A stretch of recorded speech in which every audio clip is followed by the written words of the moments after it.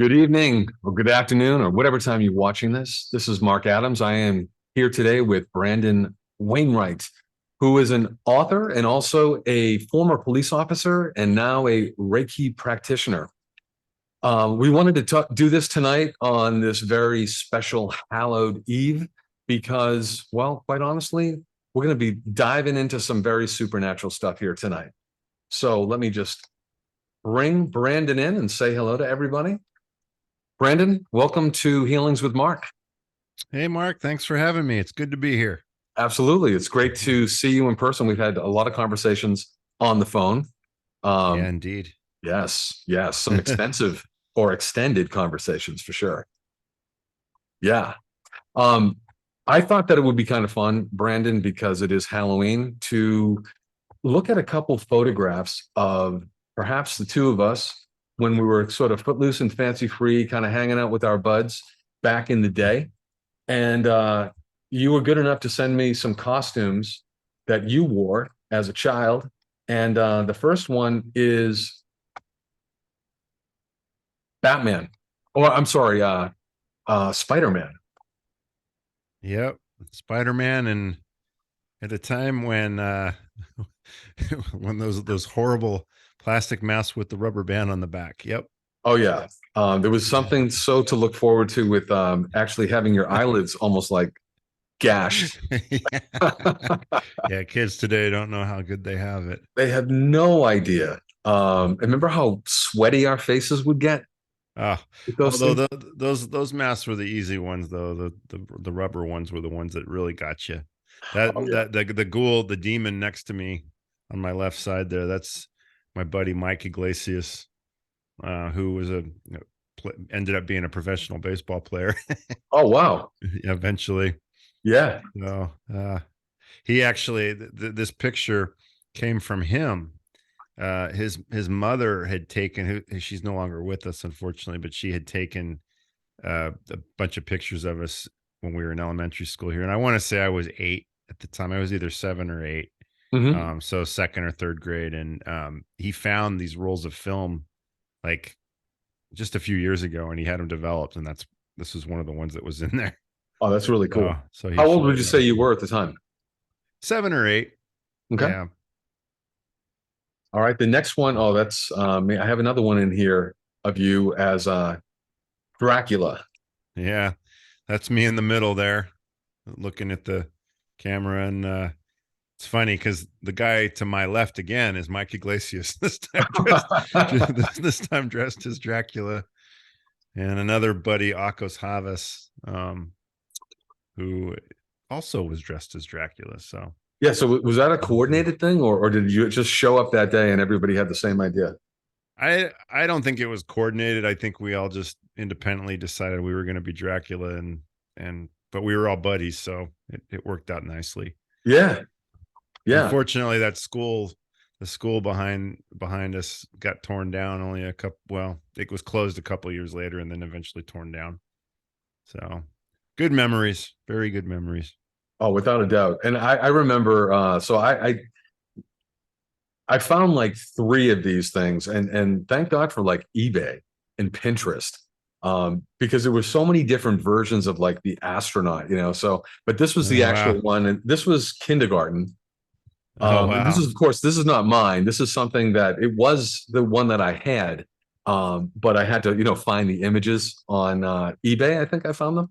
Yeah. Uh, then this was going away. This was growing up, I guess, because no longer was I willing to wear that plasticky face mask thing. So this is hobo. I That's what guess I thought it was. Yeah, it's good.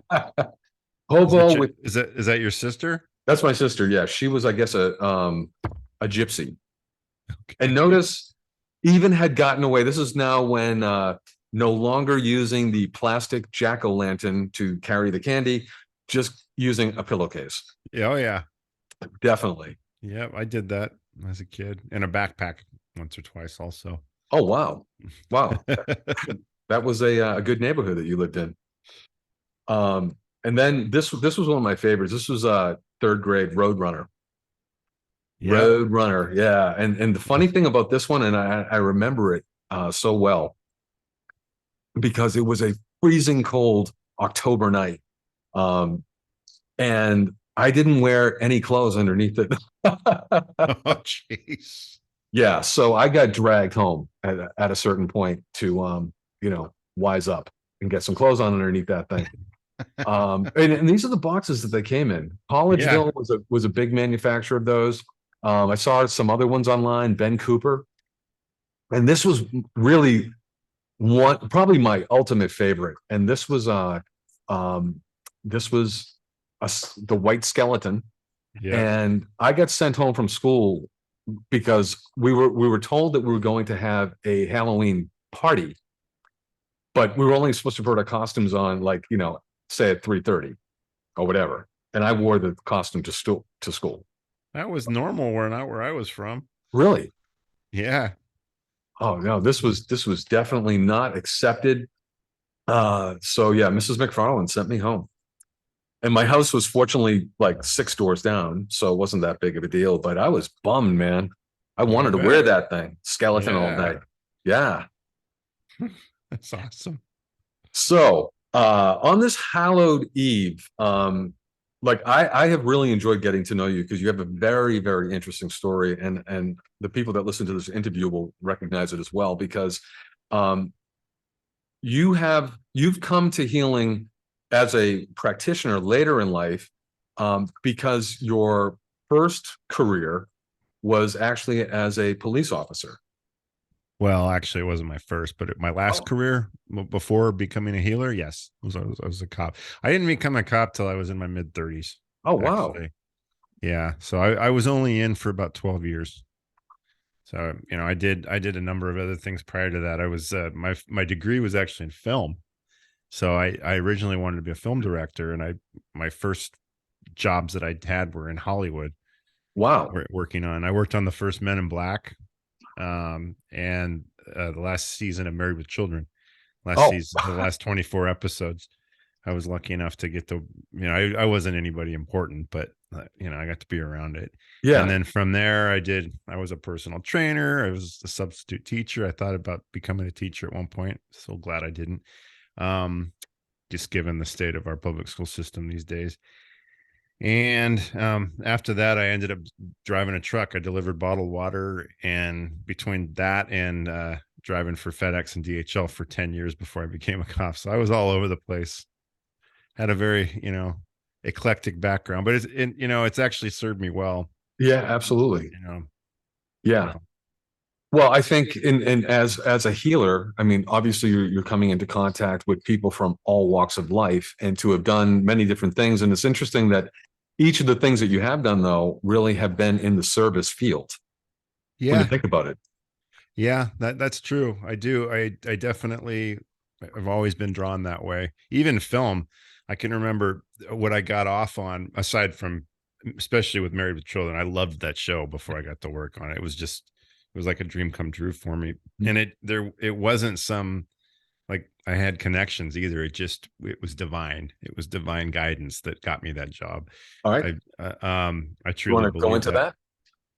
that? Yeah, sure. Sorry about that. I got the Steve Carell, Kelly Clarkson from 40-Year-Old Virgin as my text alert. um, um, Sorry about that. I'm getting a text from Carla. She's wondering why she can't see it. And I'm just gonna real quick tell her it's not streaming. It's not streaming. Okay.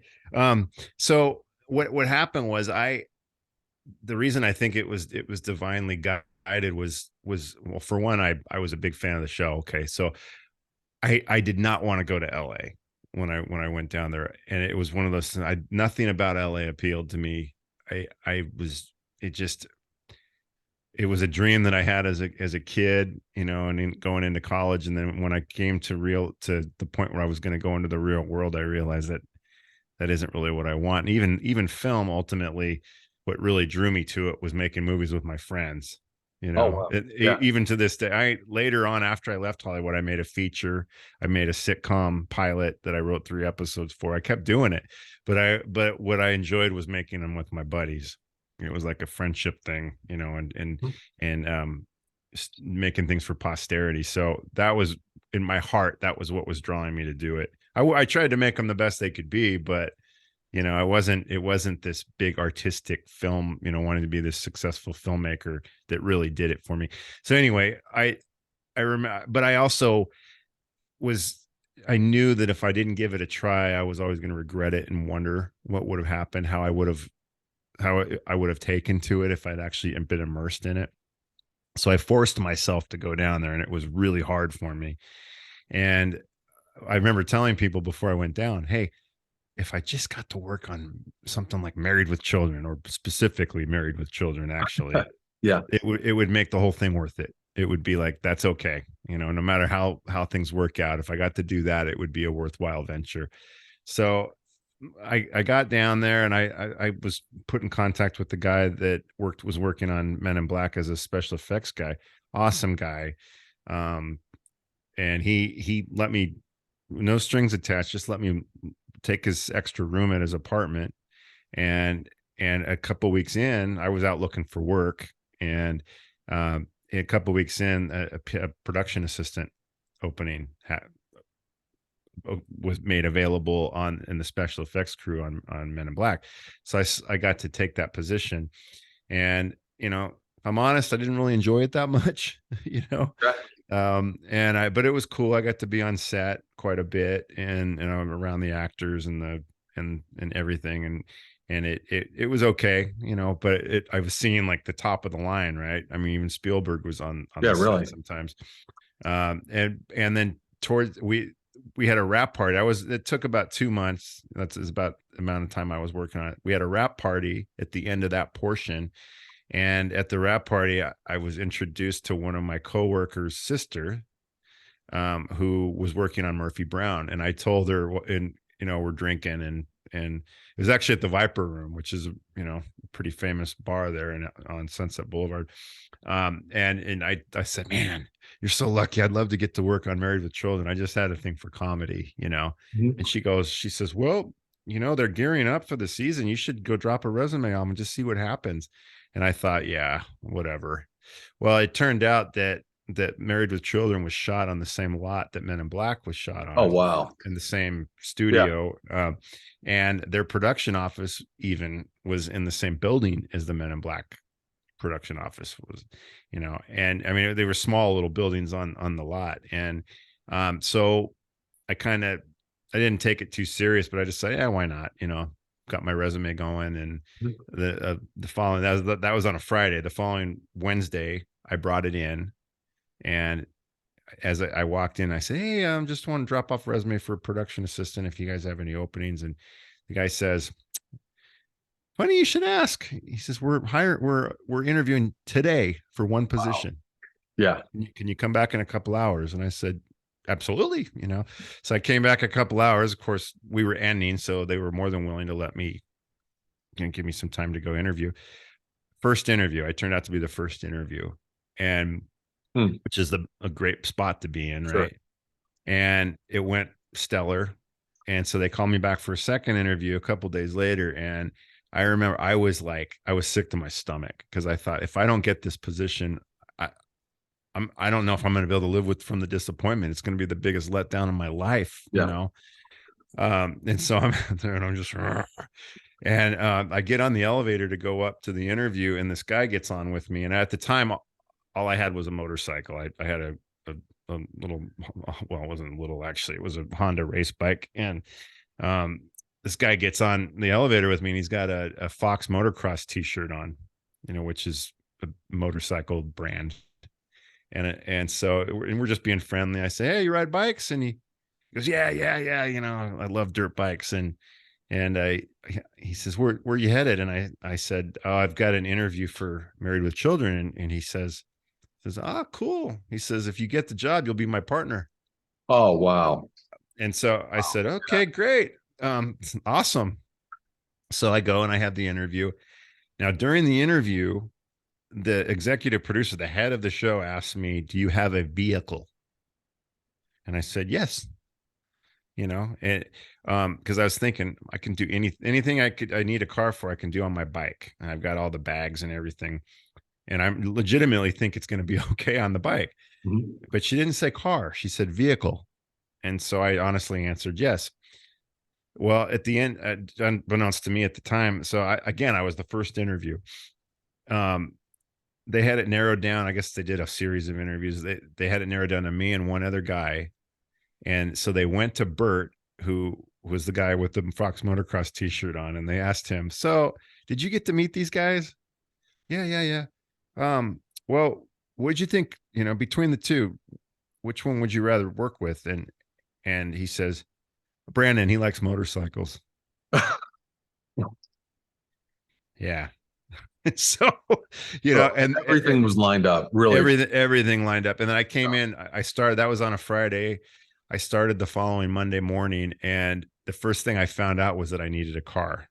Oh, And I was like, oh, and I felt like an idiot. But, at the time when she asked me the question, it did trigger. I just mhm. didn't think it was terribly consequential at the time. And Exactly. so I got on I was trying, well, because I didn't have any extra money. I was, PAs didn't make it was slave wages, to be Mhm. honest with you, but you worked a ton of hours, so you ended up doing decent anyway. Um, but I ended up trying to figure, okay, who can loan me the money for a car? And it turns out my sister, who's 6 years younger than me and was really having a rough time at the time. She was in high school and she was not being cooperative with my mom, they lived in Phoenix. And my mom was going crazy because she would tell you can't go out, and she'd go hop in the car and go out anyway. Okay. So my mom says, "You need a car? Come down and get your sister's car." And I was like, because she was going to take the car away from her anyway. It was a little Wow. Honda Civic Si. It was Uh-huh. perfect. So I came down and got the car. I felt awful because I didn't want to take away my sister's Sure. car, but I also was desperate. And, Mhm. she, to be honest with you, at the time needed to have that car taken away. Since then, my sister is like very, very successful, business and family and all that stuff. But she was having a rough time at the time. So yeah, it was just one of those things where everything kind of clicked into place. And I spent a year working on it, and so I got to be around some of the best stuff down there, and I still didn't want it either. So, I left, and I really, it was a good decision for me to get out of there. So Interesting. Well, that, sharing that story and now understanding your attraction and your interest in art in terms of being a writer. I mean, that really makes a lot of sense, and how you would have easily have come to at least your first novel, um, Tyson's Gift. yeah, And so, I had some background. I never aspired to be a writer, though.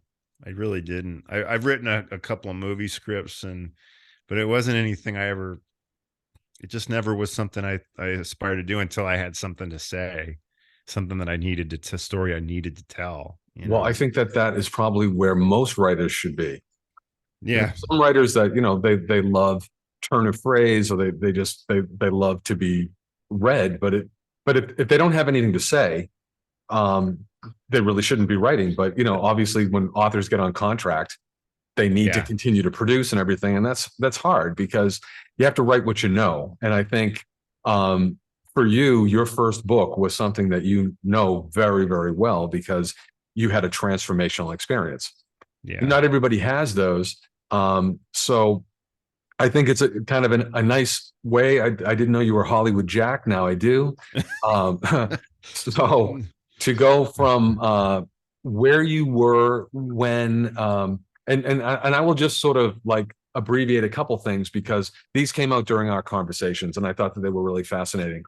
Because Tyson, who becomes such an incredibly important, instrumental teacher in your life, was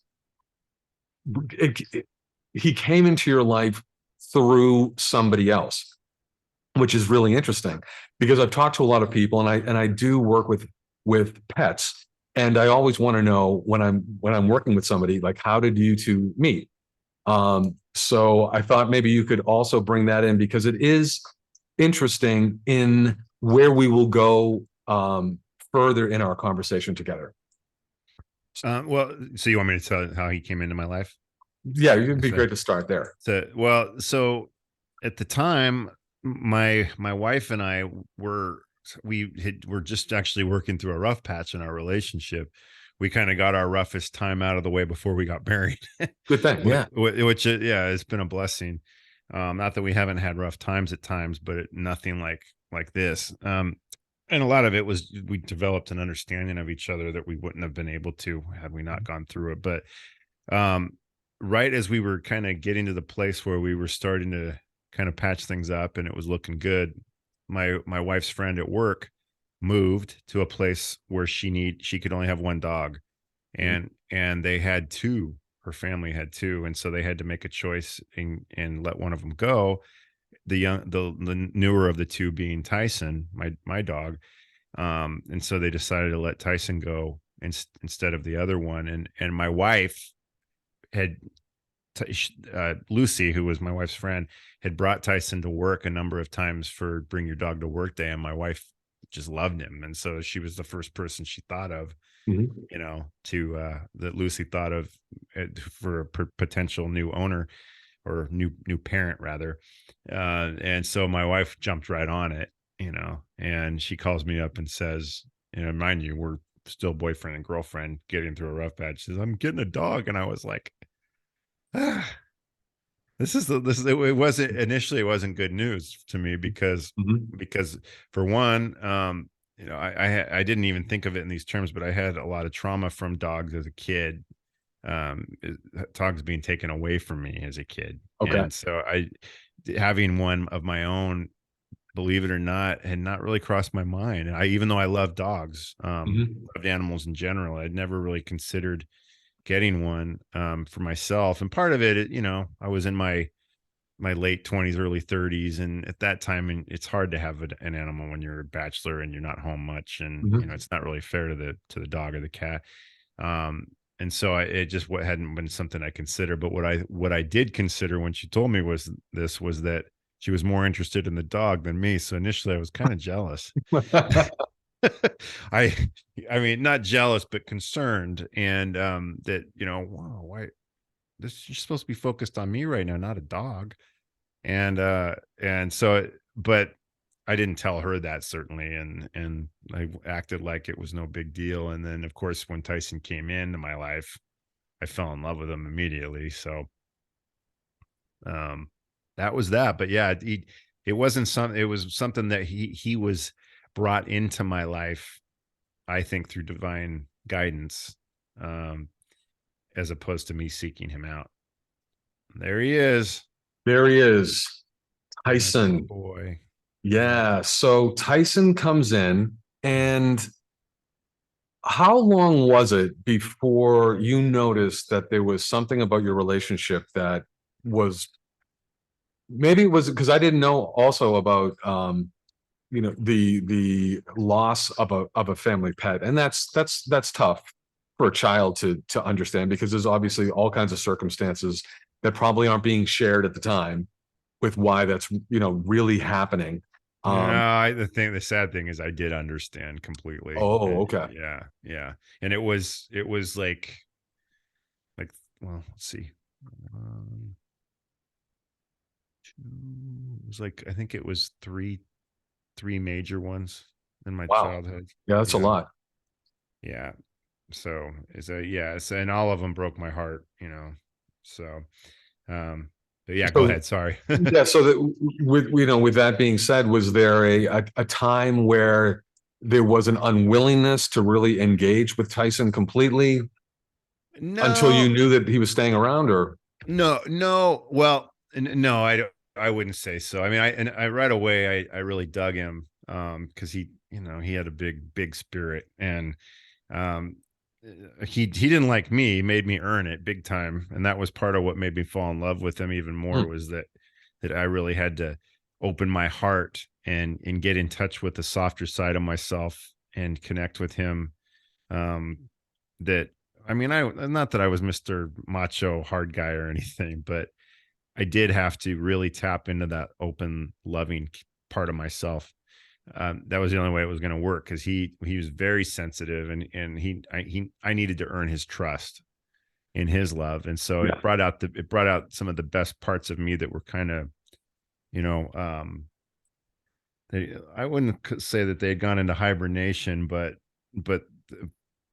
but to some extent, yeah. I mean, that innocent type of love that you have for a pet, as especially as a kid, is something that's really beautiful, and it's something that it's hard to replicate that. And I think that's one of the reasons why people love their pets so much, is because it keeps them connected to that purity in themselves. Hmm. So he definitely did that for me. But I didn't necessarily think that this was going to be some crazy thing until we got engaged. And that's when I started to feel safe. That's when I really opened my heart, because yeah, I was like, yeah, my wife, there's no way my wife was ever going to let him go, Sure. unless there was, unless something happened to him, So And so how many I years felt, into, oh, I'm sorry, but well, I just felt very safe to completely just wrap myself up in my love for him, and him and with me. yeah. I let that guard drop down completely at that point. And how many years into the relationship would that have taken With Tyson, with the Tyson? Yeah. relationship. Actually, we got engaged within, geez, probably a month of this, and then it probably took me another month before I completely won him over. I mean, it was like 2 months of him putting me through the Tyson test before, which for me is unusual, because even when I didn't have dogs in my life, I still was very much a dog lover, and I was my routes and stuff. I always had doggy friends on my routes, and they took to me like very quickly and easily. Normally, they trusted me right away, but Yeah. not him. He made me earn it. So, but yeah, it took it just, like I said, it made the love and respect that I had for him even richer, very Mhm. very quickly. But the other thing is, we had a special bond that was, it was actually, it wasn't just from this life. I mean, we've had I, of course, I didn't know that at the time, but we had a really special connection that I didn't understand at the time. I just knew that it was something really special.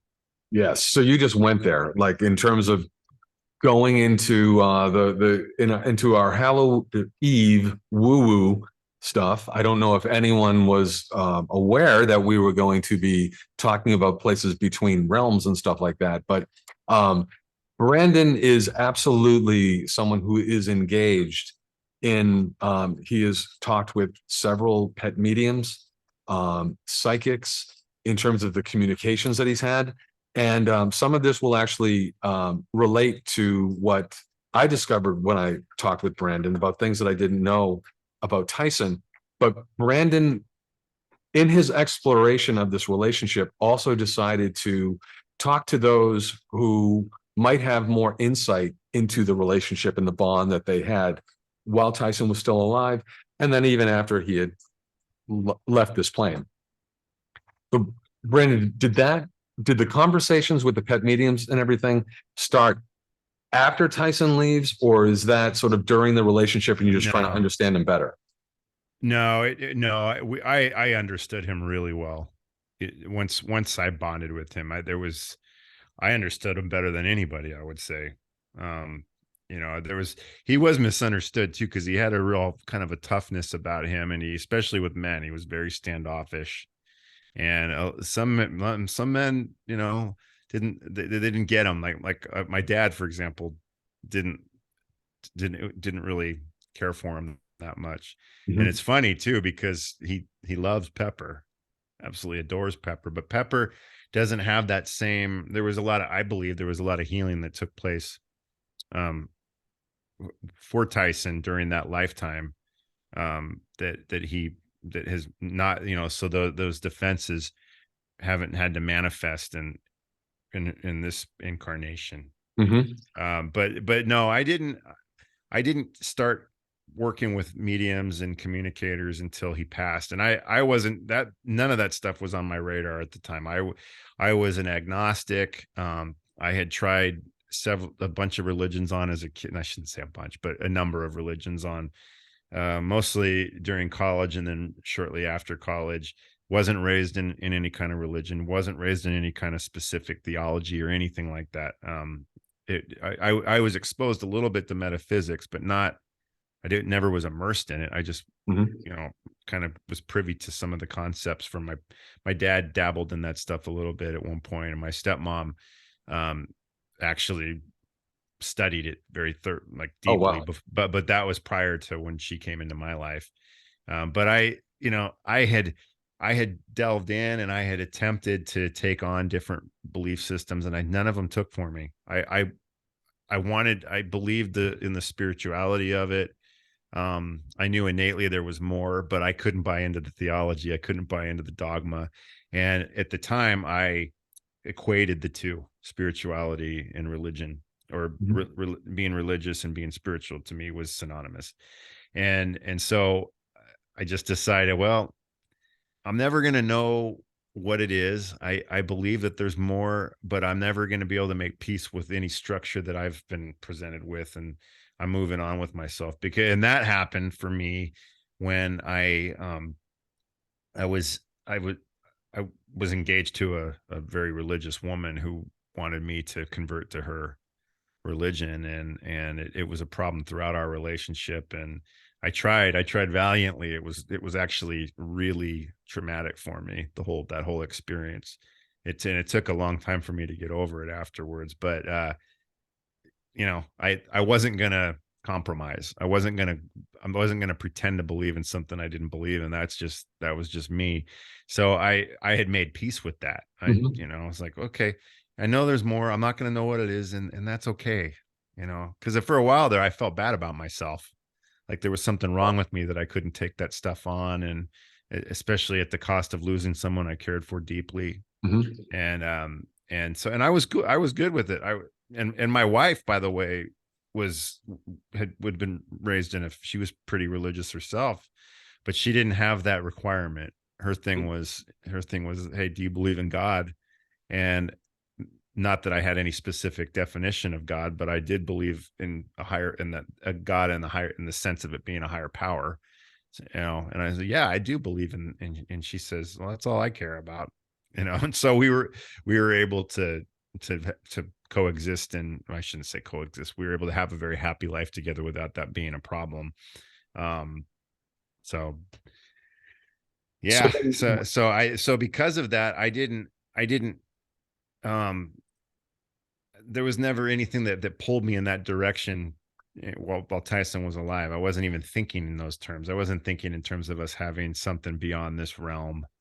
I That was way beyond anything that I had ever considered. I considered that we had something special, a special connection, but I didn't know that it was something beyond this lifetime. Mhm. I just And so it hadn't even occurred to me. But when we lost him, I realized within a day or two that what I was struggling with wasn't just the loss of him, and that anybody grieving a loved, friend is going to go through that, or a loved family member, that loss and that grief. But I realized pretty quickly that I was struggling with more than just the loss. I was struggling with his existence.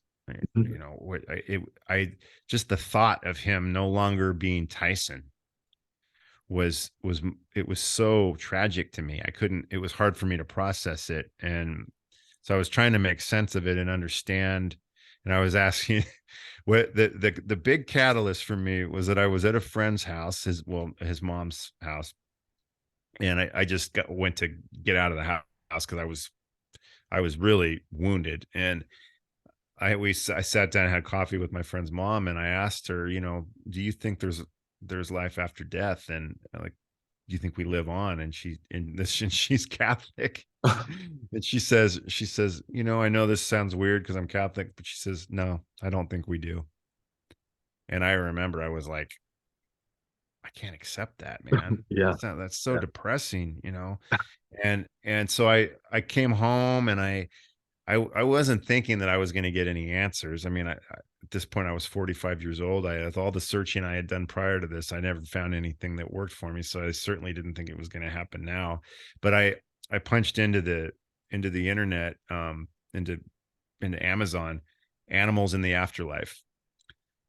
Just not because I thought I was going to get any answers, but because I thought maybe I could find a good book to read that would make me feel better Sure. about things, fiction, nonfiction. I didn't care. I just wanted something to comfort me. And I found a book called Animals and the Afterlife. um, and it's a nonfiction autobiographical book by a naturopathic doctor that talks about animal communication experiences and reincarnation. And it was so compelling that I thought, okay, either she's making it up, she's crazy, or she's lying. It's one of those three choices. And if it's real, and it's worth um, I should say, oh, the fourth option is that it's real. And if it is real, it's worth exploring, especially right now. This I felt like I felt compelled. I Mhm. felt like there's no way I could turn my back on this. And so I did my own, I did some consultations with animal communicators. And to be honest, the first couple didn't really blow my socks off. I was left wanting a little bit. Not that they weren't credible, but the information that came forward during those sessions wasn't anything that changed my mind. And it wasn't a fair, you know, expectation to put on these people. But for me, I needed something that was going to be so specific Mhm. that it convinced me, or at least got me to think this is real, or at Yeah. least it's got a chance at being real. And so the first two, not so much. The third one blew my mind, and that got me started. And it was a process, but over the next couple of years, I did mediumship consults where I made contact with a number of loved ones, and there was no question who I was Mhm. talking to, Sure. and there's no way this person could have known anything about them because they've been gone a long time. Yeah. I was a kid, Mhm. um, I did consults with psychics, not necessarily mediums, more animal communicators. And I was so convinced I finally realized this is real. There's no other explanation for this that I can think of. Then it kind of, it blew out the skeptic in me. Mhm. And then that's when I started going down my own path. And I became a Reiki practitioner, eventually a Reiki master. And then of course, I started meditating even before that. And now I've got several other modalities that I work within, energy healing modalities. And I'm working on a metaphysical degree right now at an actual university. Believe it or not, they have one of those. Mhm. There's at least one that I know that I know there's more too, but I attend Delphi University up in northern Georgia, which has been amazing, and it's helping a lot with my development, and been exposed to a lot of regular people, just like, everyday folks. You would never guess in a million years that these people Yeah. were dabbling in this stuff. And I shouldn't even say dabbling, because that has like a negative connotation. Just people that had the same experiences, and actually more so than me. I feel like I'm still very much in my infancy, and I haven't opened as much as I eventually will. But it's been quite a process, and it's brought a lot of peace and clarity, and along with you and other colleagues, I'm hoping to kind of spread that word, spread the light out there, and help other people to see the truth in these things so they can experience that peace for themselves. Yeah. So I'm going to show Brandon in his dress Mm. prior to. So all walks of life can approach energy healing. It is not something where people are walking around in tie dye and togas all day long. We're all No. We're all energy healers. Every single person on the planet is an energy healer. Now, That's we true. don't all use the same modality. That would be ridiculous. But we all have some kind of affinity towards natural earth energies. And when I say natural earth energies, I'm not just talking about um, like electricity or magnetism, or using color therapy or something, but it could even be herbs. Just having a knowledge of being able to walk through a forest and understand that berry is okay, and this one might take you down. Like so. And people that had that knowledge a long time ago, 150 years ago, would have been celebrated in their communities. So imagine, a couple of thousand years ago, because everyone knew that the earth had everything. Like no one was dropped here to basically just be told, figure it out. There was always someone in the community, kind of like, on the day that you realized you wanted to basically work on Married with Children. Hmm. Well, you knew how to find, whether you consciously knew it or not, you knew to be in the right place at the right time. And there's a lot of buildup that went to getting you into the right place at the right time on the right day, all that stuff. Taking the elevator with the right person. You know what? Let me. I Yeah, just remembered another detail from that story that I should okay. share with you because Yeah. it was pretty poignant. So just before I moved down to LA, I had decided that I wasn't going to go, and I felt more drawn to becoming a psychologist. I felt much more organically drawn towards that, um, and so I decided, well, you know what, I'm gonna get a master's degree in psychology to start, and I thought while I'm doing this, I'm gonna work at an employment agency to as a career counselor or try to move into that position because it's kind of related, Hmm. and I'll do that to make money while I'm doing this.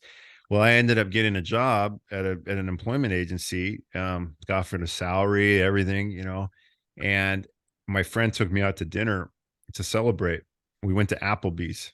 I don't know if you're familiar with Yeah, we have them. Applebee's, but yeah, Yeah. it's like all this. They always have paraphernalia. Like usually there's some local paraphernalia, and then there's like Hollywood stuff, sports stuff, and they just so happened to sit me right in front of the Hollywood paraphernalia, like facing it. Like I had a complete view of it, and one of the pictures was Christina Applegate, Oh, who played, and I never had a particular thing for Christina Applegate, but still, yeah. It uh, was like a I, sign, like it, there's something dragging you to this interview tomorrow, whatever, the next it's day. a well, I had gotten the job, and now Oh, I you already was, gotten the job. for the therapist or for the career counseling Oh, thing, I see. and the plan was that was why I was there, was to celebrate, and so I'm sitting there and I realized within, I mean, it had gone on for like 7, 8 months since I'd been out of college fighting going down there, and all of a sudden my whole body got tingly, and I got this huge adrenaline rush. And it was very much I was being given it. Mhm. That wasn't just coming from me. That was like, and I realized just like that, no, I gotta go. And I said, I'm quitting the job. I'm gonna let them know tomorrow I'm not taking the job and I'm moving down there. And That's that's awesome. how that was how it that was the first catalyst, and then going down. So yeah, there were, when you said a lot of different things came into play to get me down there, that was a big one. That was a huge one. Well, and So, so, kudos to you for recognizing the sign. Because we talked about that the other day about how, nothing's a coincidence until someone gives meaning to it. but So, it wasn't just an intellectual realization though. There was like a physical reaction. I yeah. mean, I literally was overwhelmed with, like, I literally, my whole body went tingly, and I don't know if that was my fear response, because I really didn't want to go down there.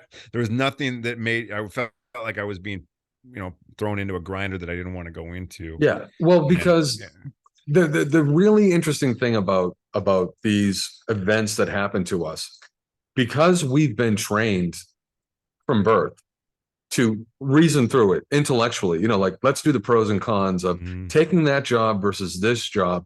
But when something grabs our attention on a spiritual, divine level, and it becomes unshakable, unmistakable, because now it's not just logic, your body is involved. Mm-hmm. These Well, are, that was it. That it gave me the strength and the fortitude to say, as much as I hate to do this, I got to do it. I yeah, have to do it. And it was no longer, I knew in my core, even after that, as I was moving down there, I didn't want to, I did, but yeah. I knew I had to. It was, So in some ways, it's almost like, because that is going to be a, this is going to be the kind of decision that's going to lead you on so many different paths. It really did. That made you go to because the psychoanalytic profession is all, it's going to be here. You're not going to be talking to somebody about spirituality and, in the same way. That's a life coach. But, there's a DSMV, there's a manual that you have to adhere to for insurance purposes and other things. You can be sued, by giving out, Mhm. you can't just talk to somebody as a normal person. So you already had all these sensitivities from a very early age in terms of your ability to receive information and to work with it, and then actually, pay attention to it. So I think that the universe is always giving us signs, but sometimes it's giving us a, yeah, hell yeah, like right now you're being baptized into making a decision. So it's almost like, Mhm. you know life can't always, like, every day cannot be an orgasmic rush in everything, Yeah. because then, like, it doesn't make any sense. But Well, and sometimes you wouldn't learn anything. no, exactly. So Yeah. there are these moments, I think, that are so unmistakable. Um, and I hope no one out there, just like, if they look back on their life, did they have one of those moments that they ignored? But if they did in the future, please don't, because it really is, from everything Brandon is saying, this is the way life works. Life can be so absolutely benevolent. And when it really wants to grab our attention, it will do so, sometimes in a small way, but in a way that is going to define us in a potentially like a whole new direction. Chances are you wouldn't have met Tyson, like had you not done what you did. And granted, it was many years later that the two of you came together, but now you're at Delphi. Like, you're Mhm. pursuing your passion. You're actually now learning how to absolutely develop a whole new set of skills on top of the ones that you've already developed. So, um, what was the moment when you knew that you needed to encapsulate your experience with Tyson and put that into words? Well, I was experiencing, it was such a, a, a rush, to learn, to be learning all these things. And I was getting so much peace out of it. It was exciting. And it was like the prospects of what could come, and, of what I could learn, and the people I was meeting, but mostly the peace that came from knowing definitively that we live on, that we're eternal beings, eternal souls having an earthly experience. Mhm. That was, there's lots of different layers to what I've learned and gained from all this, but that was the initial big boy. Was that was that it, and I knew, like I was saying earlier, I knew innately, instinctively, that there was more, but and that there was life after death, but it was a, it was an abstract idea. Basically, I didn't believe in the, you go into these you go through the pearly gates and you're living in the clouds and playing the harp. I didn't, that paradigm, that model of the afterlife, I thought was a fairy tale. And so I didn't, and I didn't know what it was. I just knew there was more. But to actually interact and find out definitively that there really is, I knew in every bit of my being, I knew there was, and I wanted to be able to share that. So, and I thought it was a pretty exciting story, so a very unusual one, a touching one, that everyday people could maybe relate to. And so I felt a pull to write a book about it, to write a story about it, but it was kind of an idea. And then what ended up happening was I had a reading done by my Reiki teacher, my first Reiki teacher, Anna Dorian, and she told me, she says, "Have you been thinking about writing a book about this, about what you've experienced?" And I said, "Yeah, the thoughts crossed my mind." And she says, because she was in contact with Tyson, in this reading, and Yeah. she says, because Tyson says that this is a big deal. She says it's really important that you write this book. And she says, I so much so, she says, I think this might be a big part of your life mission, is to write this book. And since I had already been thinking about it, and I mean, what's the downside to it? I get to share the story to help other people, and I get to, immortalize my boy. You know, what's there to lose? But I actually had a really hard time getting started on it.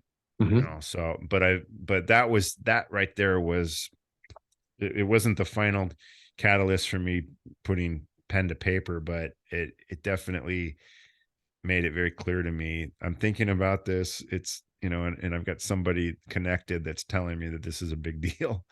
And so, and that, this is kind of going off on a tangent a little bit, but not really a tangent, but just kind of a sideline. Um, I when she said, it's going to be a big deal, I'm thinking, oh yeah, this thing is going to become a nationwide bestseller, international bestseller, and it's going to be made into a major motion picture, and You never know. and I'm going to get to retire early, and I'm going to get to work, and maybe work on the move on my own movie, and everybody's going to know Tyson's name. Frankly, I don't care if they know me. I love the idea of them knowing Tyson, though, you know. And so, but the ego got mixed in there. Hmm. And I'm not saying that I lost touch with why I was doing it, because I didn't. I mean, I was driven by, especially the writing part of it. I was driven by love the whole time I was writing that book. Yeah. But what it did was, it kind of, the ego, it forced me to grapple with that ego a little bit. It's like, whoa, keep focused on why you're doing this. Why, the importance of what you're doing, the love factor in it. That's what you want to stay connected to. And as much as I would love for it to suddenly explode and become this big thing, phenomenon Hmm. or something, I'm glad that it hasn't, at least until now, because it's forced me to really stay connected. And you keep getting brought out every stage of the way. And the book was released, I was expecting it to, take off, like, you know, and then I got on Coast to Coast, Right. and I thought, oh, I'm going to sell 25,000 copies, and it's going to be incredible. I sold like 200 copies. I Yeah. mean, I was his second slot, the Uh-huh. midnight to 2, and I had a great time. George Norrie's awesome. I'm a fan. I love his show. But it's kept me connected to why I'm doing this, and focused every step of the way. And the more I learned spiritually through my pursuits in that regard, aside from the book, the more it just it integrates. It's all part, and I've become so much more um cognizant of the big picture, I Yeah. guess you could say. Yeah. As much as you would think I would have been from the events in this book, and I was, but it's become a part of who I am on a deeper level over time. And I don't know that it would have if I was distracted by, you know, fame. Right. And frankly, I don't really want it. I don't want to be famous anyway, but that level of success could have been distracting, you know. Yeah. Well, I already know you have another book in you, and that's kind of where we're going to be going now.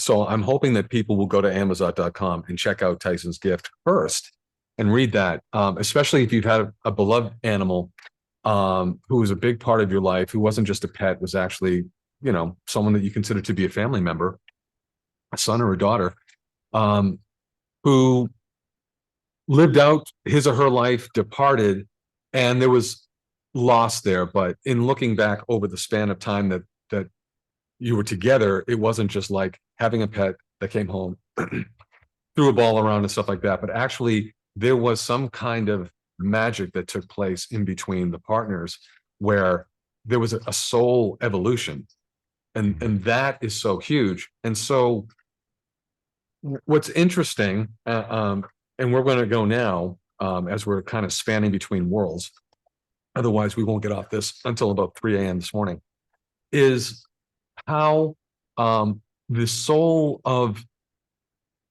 our beloved pet is not just going over the rainbow bridge and disappearing, that it is as real as the soul that we know inhabits ourselves, and is something that we, once we sort of reach a certain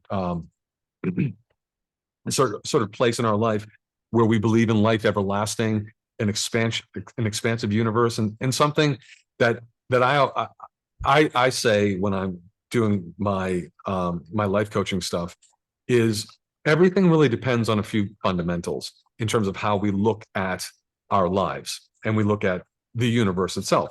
Because once we make the decision on those things, everything else seems to fall into place, because we either live in an entirely expanding universe, or we live in a completely contracting universe. So it was either started here and it will infinitely keep on going this way, or it started here and it's going to, at some timeline, come in, because it's not going like this.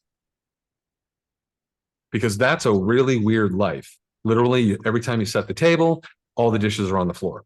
And you can't predict anything, because you never know when all of a sudden it's going to get out of whack. So I just wanted to go through a couple slides before we get into Pepper, because we all, in the universe that we live in, it is in the shape of a toroid. And a toroid, or torus, Torus, not the bull, but the toroid is actually this ever-moving sphere. It's constantly moving. And basically, it's like we have a we do have a north-south vortex. And so the work that I do, the work that other energy healers do, is rooted in electromagnetism. Everything is electric, everything is magnetic. Not everything, though, is always electromagnetic. In other words, the blood running through your veins is magnetic. The blood, the fluid in your spinal column and in your brain is magnetic.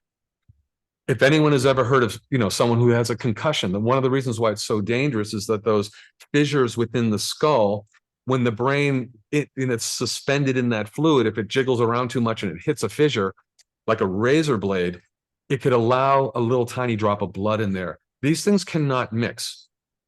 There was a reason that they were kept separate.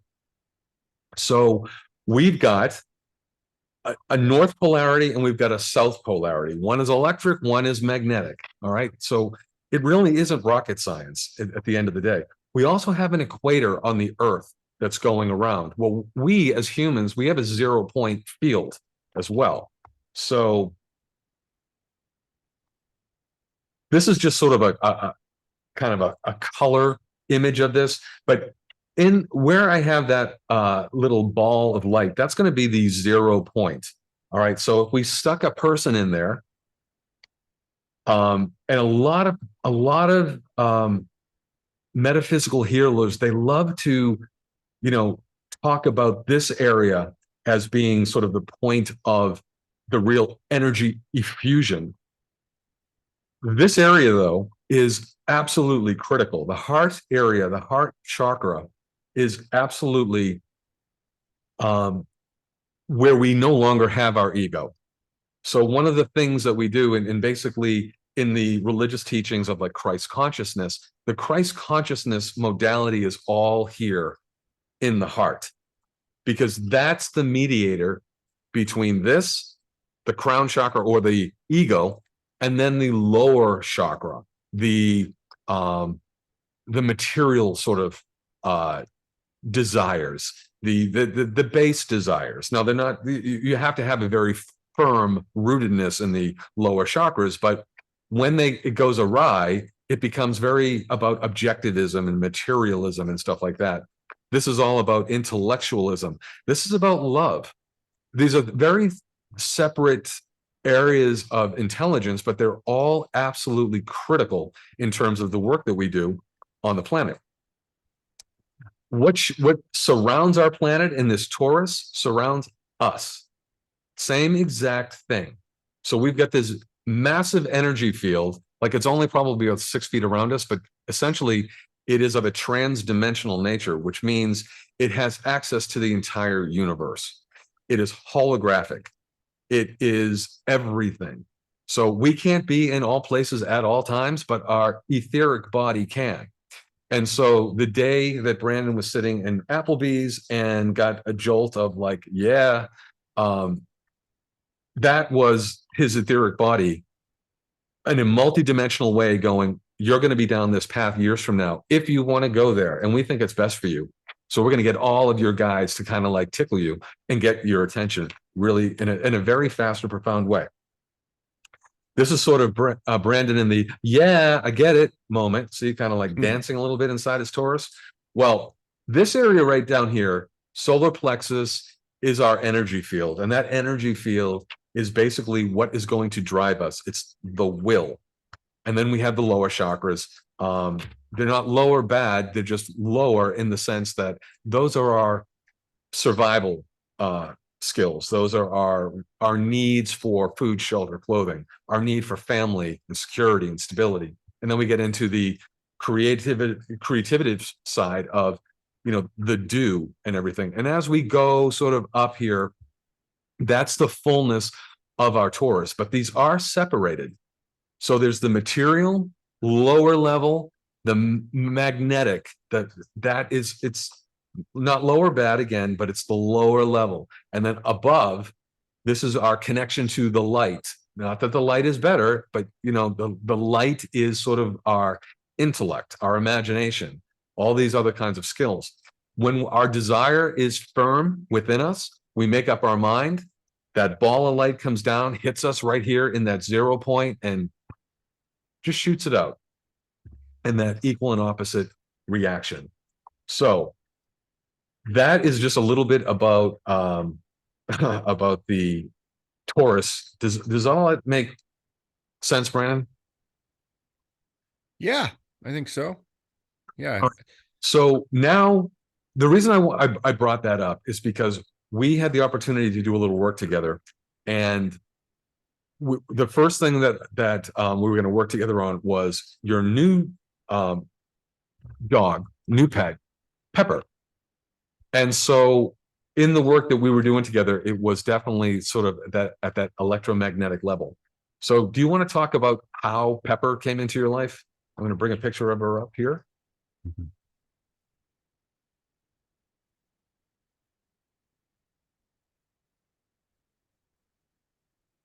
So she came into my life again through my wife. My wife's best friend was very aware of Tyson and what had happened, and she also knew that we believed that someday Tyson would return to us.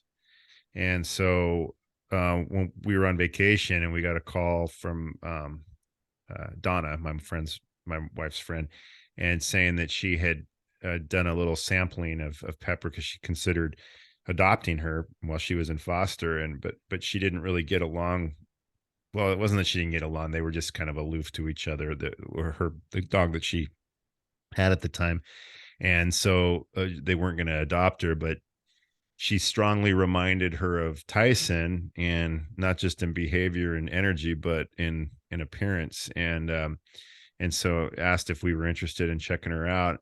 And to be honest, I didn't take it too serious. I thought she was really cute, and I was very interested in yeah, that's Tyson on top and Pepper on the bottom. I was definitely interested in checking her out, but I didn't, not because I thought she was necessarily Tyson. I just thought she was adorable and I wanted to meet her. And so when we got home, we went and met Pepper, along with had our other dog with us, Ellie. And long story short, we adopted Pepper. And yeah, Pepper has been quite an addition to our to our family, to say the least. Um, well, one of the things that you shared with me, though, that I thought was really interesting was you had, after Tyson passed, you really felt that Tyson was going to come back. And that you were going to be able to have another relationship with him. Yeah, I mean, I initially it was like I had hope. I had hope that I could at least request it, by going through the animal communicators and and talking to him. And what I got from all of them, for the most part, was that that they believed that he would come back, but that he wasn't saying when or even if. But they all got the strong feeling that he was coming back. And and so I believe that he would. And both, actually, my wife, my daughter, and I, all three of us had experiences with him while he was in the astral plane. He came to visit a number of times, Hmm. and let us know he was there. And um mostly through auditory, we could hear him. But I'd come to a place where I knew he was good, and I knew I believed he would come back, and I was at peace with him coming back when he was ready.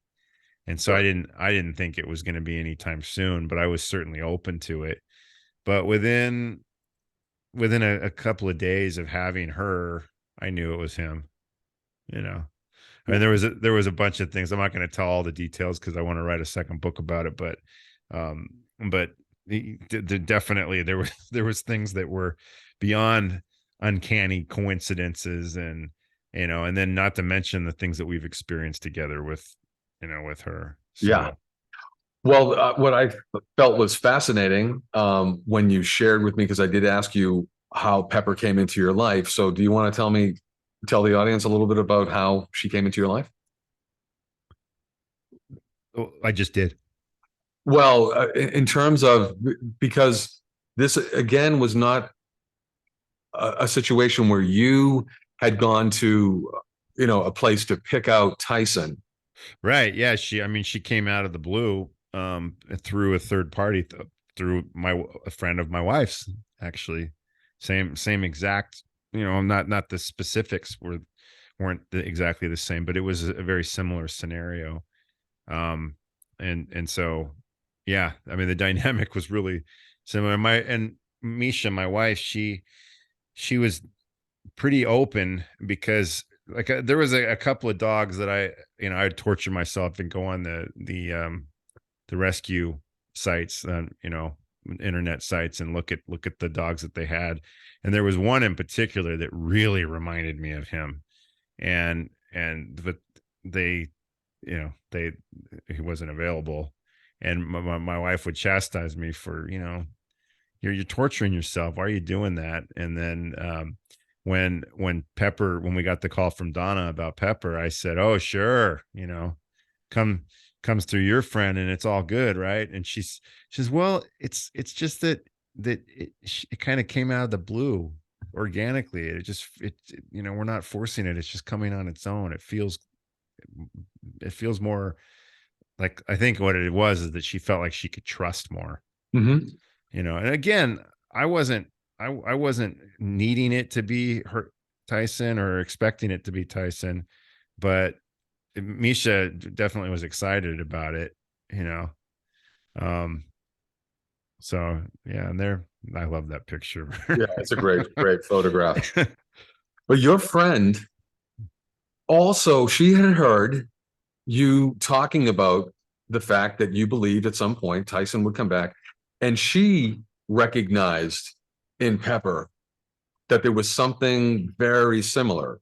Yeah, she saw similarities, and she asked Misha, or when she reached out to us, do you think it could be him?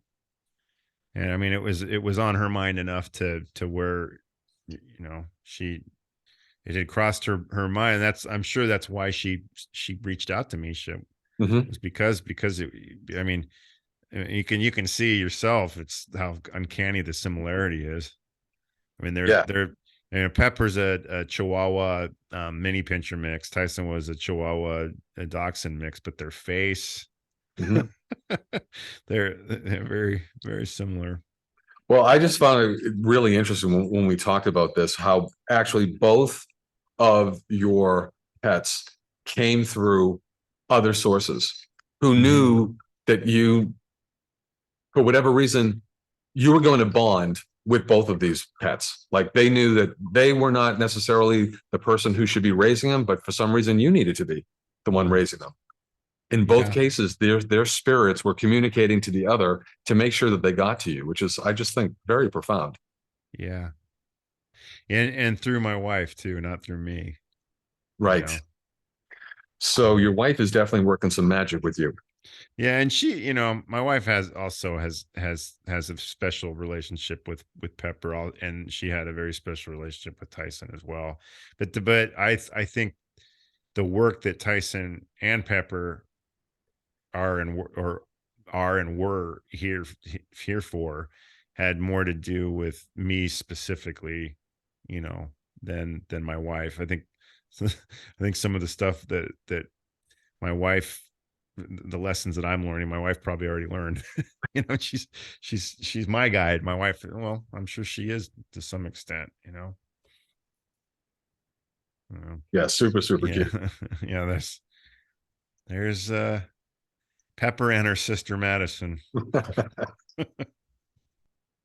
So now we work together on Pepper, and now she's very young. So when I do this kind of work, and what I'm doing for people that don't know the kind of work that I'm doing, it's essentially electromagnetic. But what I'm using is a pendulum, and I'm using this pendulum as a guide um, with the photograph of the pet on my iPad. So when I have to tap into the pet, and so basically Brandon had sent me the picture that you see up on the screen. He sent me that, but the previous picture of Pepper, like on a some kind of like magenta colored fabric, was the one that I had on my computer screen, and I was just looking in her eyes. So we were making contact, and as a very young, healthy dog, I'm not expecting to pick anything up.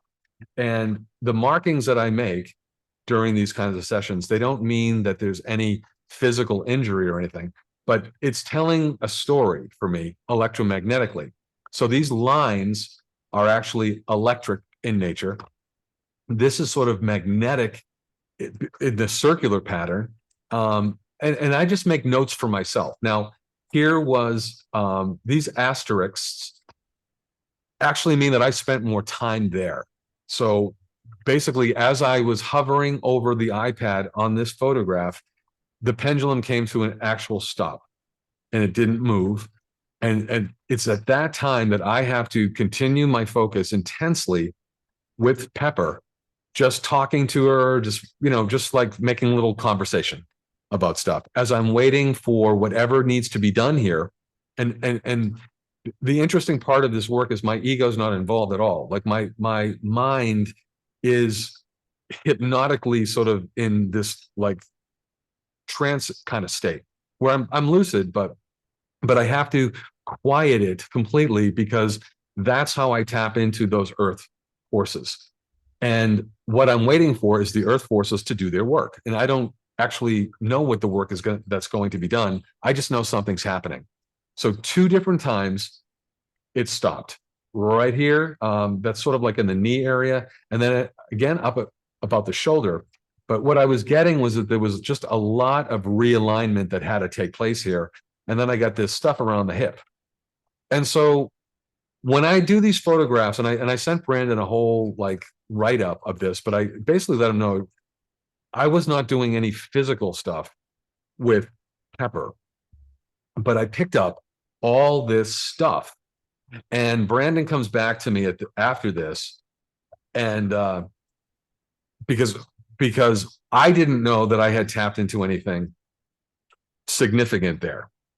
But what Brandon basically felt at this point was it really confirmed for him that Tyson had come back in Pepper. And part of that was because Tyson had this degenerative issue, I guess, stemming from either the shoulder or the hip area.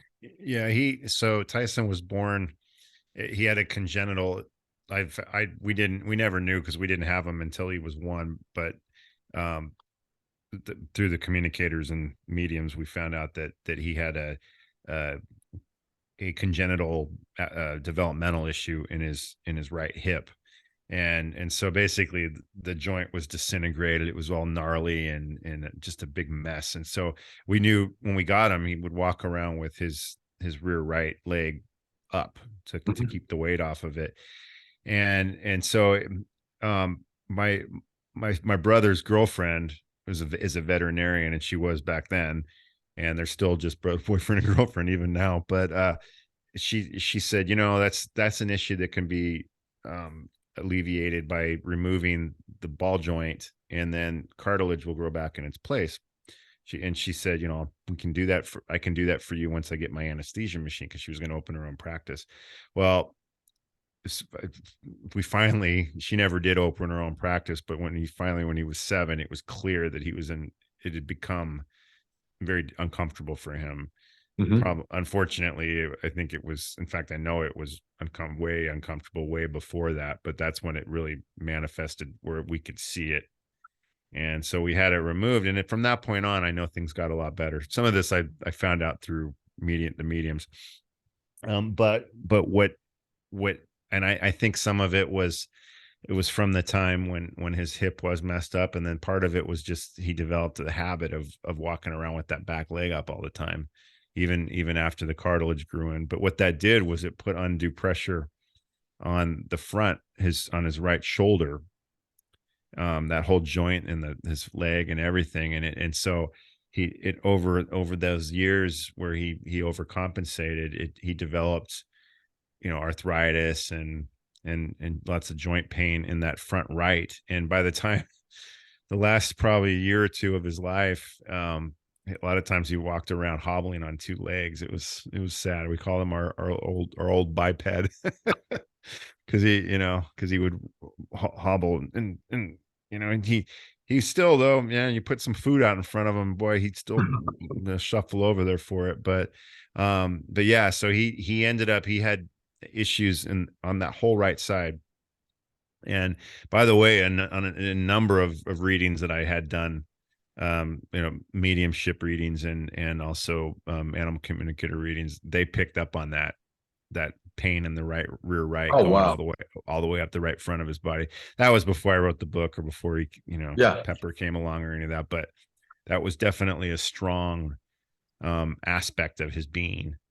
So when I saw your image, I wasn't so much sure what make up of the part over his heart, but it was very obvious that that just the line going from, front to back and back to front, and especially in the asterisk in the front shoulder. I mean, there's no question that what this is referring to. I Yeah. mean, and I already knew for sure. I already had enough indicators that it's Tyson. But when I saw that, it was like, you talk about validation. I mean, my goodness. Yeah. It was profound. And I don't know what um the heart thing was either. And it was weird because when we had talked offline at another point, I started calling Tyson Pepper. I started referring Mm, to Pepper as Tyler.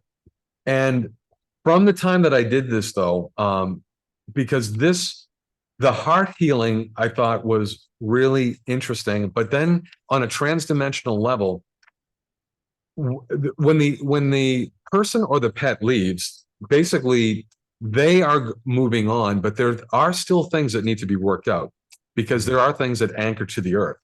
It's not a bad thing, but there are things that anchor here that needs to be smooth.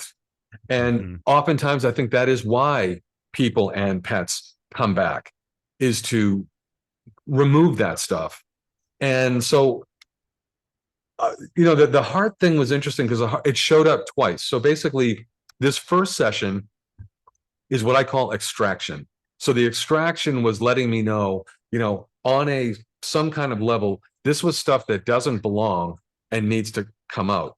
So I was getting the same thing, with the heart, bruised heart, sad heart, whatever that might have been in there that was kind of affecting the heart. Then after that whole session is done with the extraction stuff, then I do an infusion. So I'm putting stuff in.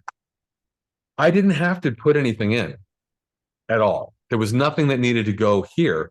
The way that I interpreted that was left behind, meaning even on a spiritual level, whatever Tyson had that had bothered him in his previous incarnation, it was now being smoothed and released and sent. It was free. But the heart, no, for whatever reason. And that's kind of like this continuation of your story, because in some ways, and I did mention this to you, I didn't know whether this was Pepper saying, but I'm here too. My heart needs to be recognized as an individual construct. Or was it Tyson saying, no, I'm here and I'm here to fix my heart? Or is this sort of a combination of the two? And that was like, sort of that metaphysical, like, I don't know. I think if I had to guess, I would say, because I mean, we love Pepper as an individual. I mean, she's very similar to Tyson. You can't help but love the Tyson in her, but she's definitely her own person, if you will. And we love her to pieces as an individual. So I don't think it's that, but I do think that like Tyson had a certain sadness about him that wasn't, it wasn't sadness with regards to his people. It wasn't sadness with regard to his surroundings and in his environment. Yeah. But there was a certain, like, I even wrote about this in the book, that I just knew on an instinctive level that he needed to heal. And I certainly needed to heal, but I sensed that in him right away. And I of course wanted to give him that, to nurture him and love him and unconditionally. And I think Pepper certainly doesn't have the same level of it. There's a big difference there. But it's still there to some extent. It's either that, or I kind of think that's probably it. But she's also healing my heart still. My heart, I'm getting get a little teary there. She's still healing my heart by being here. So, I think it's kind of, it's a mutual thing between her and I, but I think primarily it's her healing, because, but I'll tell you what, her healing is evident. It's really evident. Well, because I haven't looked at this since we did it, and it was a while ago. But this is the infusion part. And again, the asterisks. So over the heart, the pendulum stopped, and I don't remember for how long, but it stopped. It was asking for extra pure love, because that's what I call that electromagnetism, is essentially unconditional love, because it's the universal force. It's the universal energy when it's at that pure benevolent level. Then with the circle and everything, it was basically smoothing out and showing that it was healed. So, now kind of after this conversation, I'm wondering, was that Tyson indicating that's what I wanted? I wanted that extra sort of feeling for closure. And so now he can stick around or not stick around and make a choice, like free will wise, when he knows that you're okay, unless he's truly here now and he's just staying, permanently. I sure hope so. I don't want to go away. Yeah. But since that healing happened, I just telling you that there has been a subtle shift and the way she is toward me. She's much more she she's much louder with me now. She runs up to me a lot more often, and she demands to be taken outside to play, Yeah. you know. It's a good thing. Like there's Yeah. yeah, she seems a little happier actually. Well, what I'm going to say to you, and this is going to make total sense, but we didn't talk about it before, but our pets are extensions of us. And not only just like sort of as, buddies, they're extensions of us on a metaphysical level. The fact that Pepper, Tyson, you know, the fact that there was an extraction on the heart level here, and then there was an infusion on the heart level here, that was absolutely for you as well. This was not just, two separate entities. That bond, because each of you chose each other, it's affecting each other. Yeah. So whatever heart healing, took place when I was doing those sessions, it was actually transferring to you as well. Yeah, I believe that. For sure. Absolutely. Yeah. Now, do you want to get Carla on the phone? Because now we can talk about Yeah. you. I'll have her sign in right now. Let me All just right. text her real quick. So people, Brandon was good enough to let me work with him. Now, as you can see, he's a healthy guy. Not a lot going on here. But as I'm doing these healings, it's not, again, about a particular realm. It is always energetically working with someone on the mental realm, the spiritual realm, the astral realm, the physical realm, the causal realm, the creative. Like it's all of it. And that's why I don't go in interpreting any kind of injury unless somebody happens to have something and they want me to work on it. Usually I go into these sessions blindly because I want to know that I've connected with that person. But if we're absolutely working on something that needs, immediate attention, then I will, want to know that, because we'll be almost like doing psychic surgery that day. And rather than just doing an overall generic general cleanup of the energy, we can hone right in on whether it's tissues or bones, muscle pulls, tendon issues, or anything like that, or even just, even alignment of the vertebrae of the spine. So when I worked on Brandon, and I'll just bring up a picture of him here. Yeah, that's where you put your email in your. Sorry about that. I'm getting her all signed in here. Okay. So Brandon, I'm just now sharing the photograph of you. Basically, when I'm working on somebody, I want to work on them. So I asked for a bunch of different pictures. So we've got front, back, sides, and everything. And because it was only one session, I just chose the front perspective because I just figured that was probably the easiest place to start. Now, that's the infusion. So basically, let me go back to the extraction. Okay. It looks like there's a lot going on here, and Brandon's in good shape. He does not have, massive issues going on, but this is the work that this pendulum was doing. You know, when I basically have lines that are the same color, often it means that there is a connected movement. So in other words, just say this line right here across his center is yellow as well. If no, it's not this way, but sometimes if I have the same color in a different direction, it would have been because that yellow line did a loop like this and went up. And sometimes that can happen. And what that is doing is it's actually realigning an area that's been out of joint. But what I was getting with Brandon was that his areas that we were working on were, in this particular case, going from left to his right shoulder. Then I also had right in the center here going up to his right. I hope I have that, or left shoulder. Then something here in the midsection, and then I'll just like scooch over to this one. This is more of the extraction. Again, all on this left leg for whatever reason, 3 different times. One time going from the foot up to his shoulder. And then here I was working on his shin and then his foot.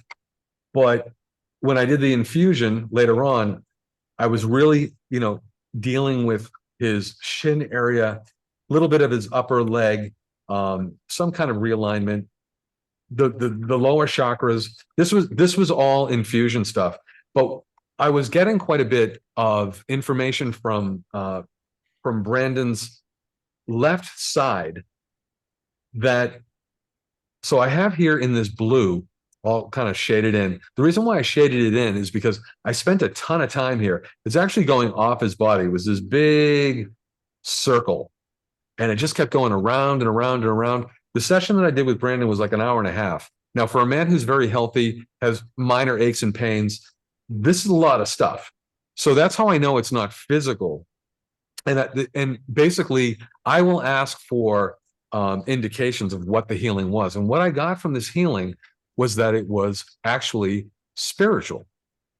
Now, it's always interesting to me if I'm getting a spiritual healing, but the pendulum that's doing the healing off the body. So if I was getting a spiritual healing on his body, I would definitely connect it with his etheric self or his physical self. But I was getting this all off the body. The other thing was that when I was doing a walkout after we had completed this entire extraction, I got this pattern that was what I call the flower of life. And it's sacred geometry, but basically it's like these petals, and it's doing this like 6-pointed star going around and around and around. And basically it was all right around this section, but I was getting the signal that that had been completely cleared. And so I was glad that we had this, because I didn't get a lot of flower of life on Brandon's body, but I got it off body. So that began a conversation which started out in text. So I'm basically, in sort of, I often do emails, but because Brandon and I were like in real time with each other, I was just kind of texting him. And then it was just getting to the point where I felt like we needed to have a conversation. But I said to him, the name John kept coming up. I got to And interject just in oh case. yeah, I've got a buddy named John from high school. We're good friends, but he wasn't. It wasn't real close, from years and years and years and years and years. So it wasn't something that popped up. But it's definitely not who we're talking about here. But I don't want to want to offend him in yes, case he's watching. yes. So that was kind of like and the reason why I said, because this doesn't often happen with me, but as I'm doing this session, I keep looking at, so I have this picture of Brandon up on my computer screen, and I'm connecting with him that way, talking to him while I'm doing the session.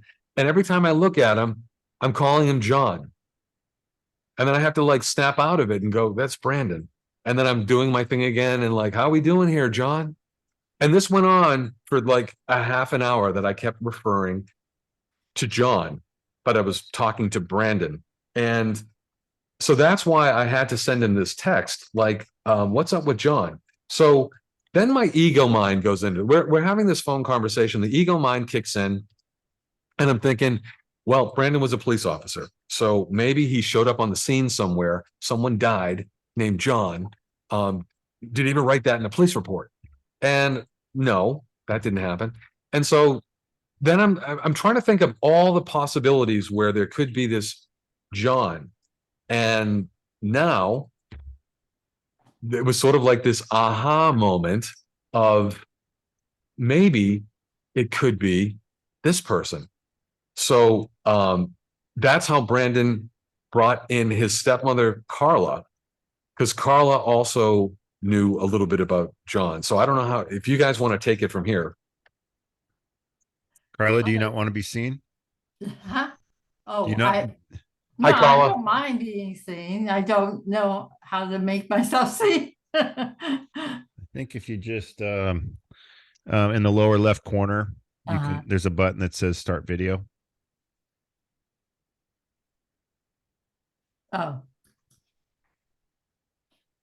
That should do it. okay. There you are. Carla, hello. Hi. Hi, nice to meet you. Nice to meet you. This is so cool. I'm so Mhm. psyched that you came on because you're going to have more information that I'm just dying to hear about in terms of your relationship with this John. Okay. Well, I'll let Brandon just give where he first saw John or thought he saw a cat. Yeah. So, and actually, when this information came about in our conversation, Mark, it wasn't even related to the reading. It came up later in our conversation where I was just telling That's you a right. story, right? So what happened was my senior year of high school, I I was sitting my spot at the dinner table, faced the hallway, that where all the bedrooms were in the bathroom, and out of the corner of my eye, I saw what I thought was a cat, um, moving from my parents' room to my brother's room, and I took a good long look at it once it caught my attention. I kept looking at it, just like in my head, I was thinking, "Am I seeing things?" No, I mean, I looked at it long enough to know it was really there, and basically, it looked like a cat moving, like the end of its journey from one room to the other, but it was moving very slowly and very gracefully, just very fluid, and just like a cat might be doing when it's kind of slinking from room to room, right? Yeah. So I asked, my brother was at I think I know my Carla, you were there, Dad was there, Matt was there, and I think I don't know if that was just the four of us or if there was more people, but I said, "Are we cat sitting?" And I was serious. There was, I wasn't. I really did think there was a cat. And Carla looked at me like I was nuts, and she said, "No." And I I said, "Well, then there must be a ghost in the house because I just saw something moving from that room to that room." And Yeah. she looked at me very matter of factly and said, "There is." Wow. And Wow. I said, "Okay." And you know, I even then, even though I wasn't real conscious of this stuff, I didn't trip on it too much. I didn't have a lot of fear over it. But I kind of jokingly said, "Oh, I bet his name's John." And the reason I said that was because I was telling you, when I was in third grade, we sang this song called "Have You Seen the Ghost of John?" Yeah. Long white bones with the skin all gone. Fitting for Halloween, right? Um, but but there might have been more to it than that. I don't know. I don't know for sure. But Carla certainly took notice that I had named him, and from that point forward, our whole house knew him as John. And I honestly didn't see him again with my eyes. I and I didn't really have any experiences that I could articulate, um, with it's. I mean, I might have, if I was really tuning in, maybe I could have noticed an energy around or whatever. But the one thing I did notice going forward was, so I was a senior in high school at the time. Right after I graduated from college, I was stayed there for a bit, and I was sleeping in the top bunk of my brother's room, and nobody was in the room with me. And I heard, I was kind of in a twilight, in sleep, but I could hear somebody breathing um in the bunk below me. And again, I wasn't scared or anything, but it was one of those similar situations where I was like, "Am I hearing things?" Mhm. So I actually took a conscious second to take it in and listen and to see if it was just me, coming out of sleep or what. But no, it was very clear that I could hear breathing. Um, and I didn't trip on it. And I don't even think I said anything about it, to be honest. But Carla, I know you had a lot more experiences with John than anybody else did. What did you?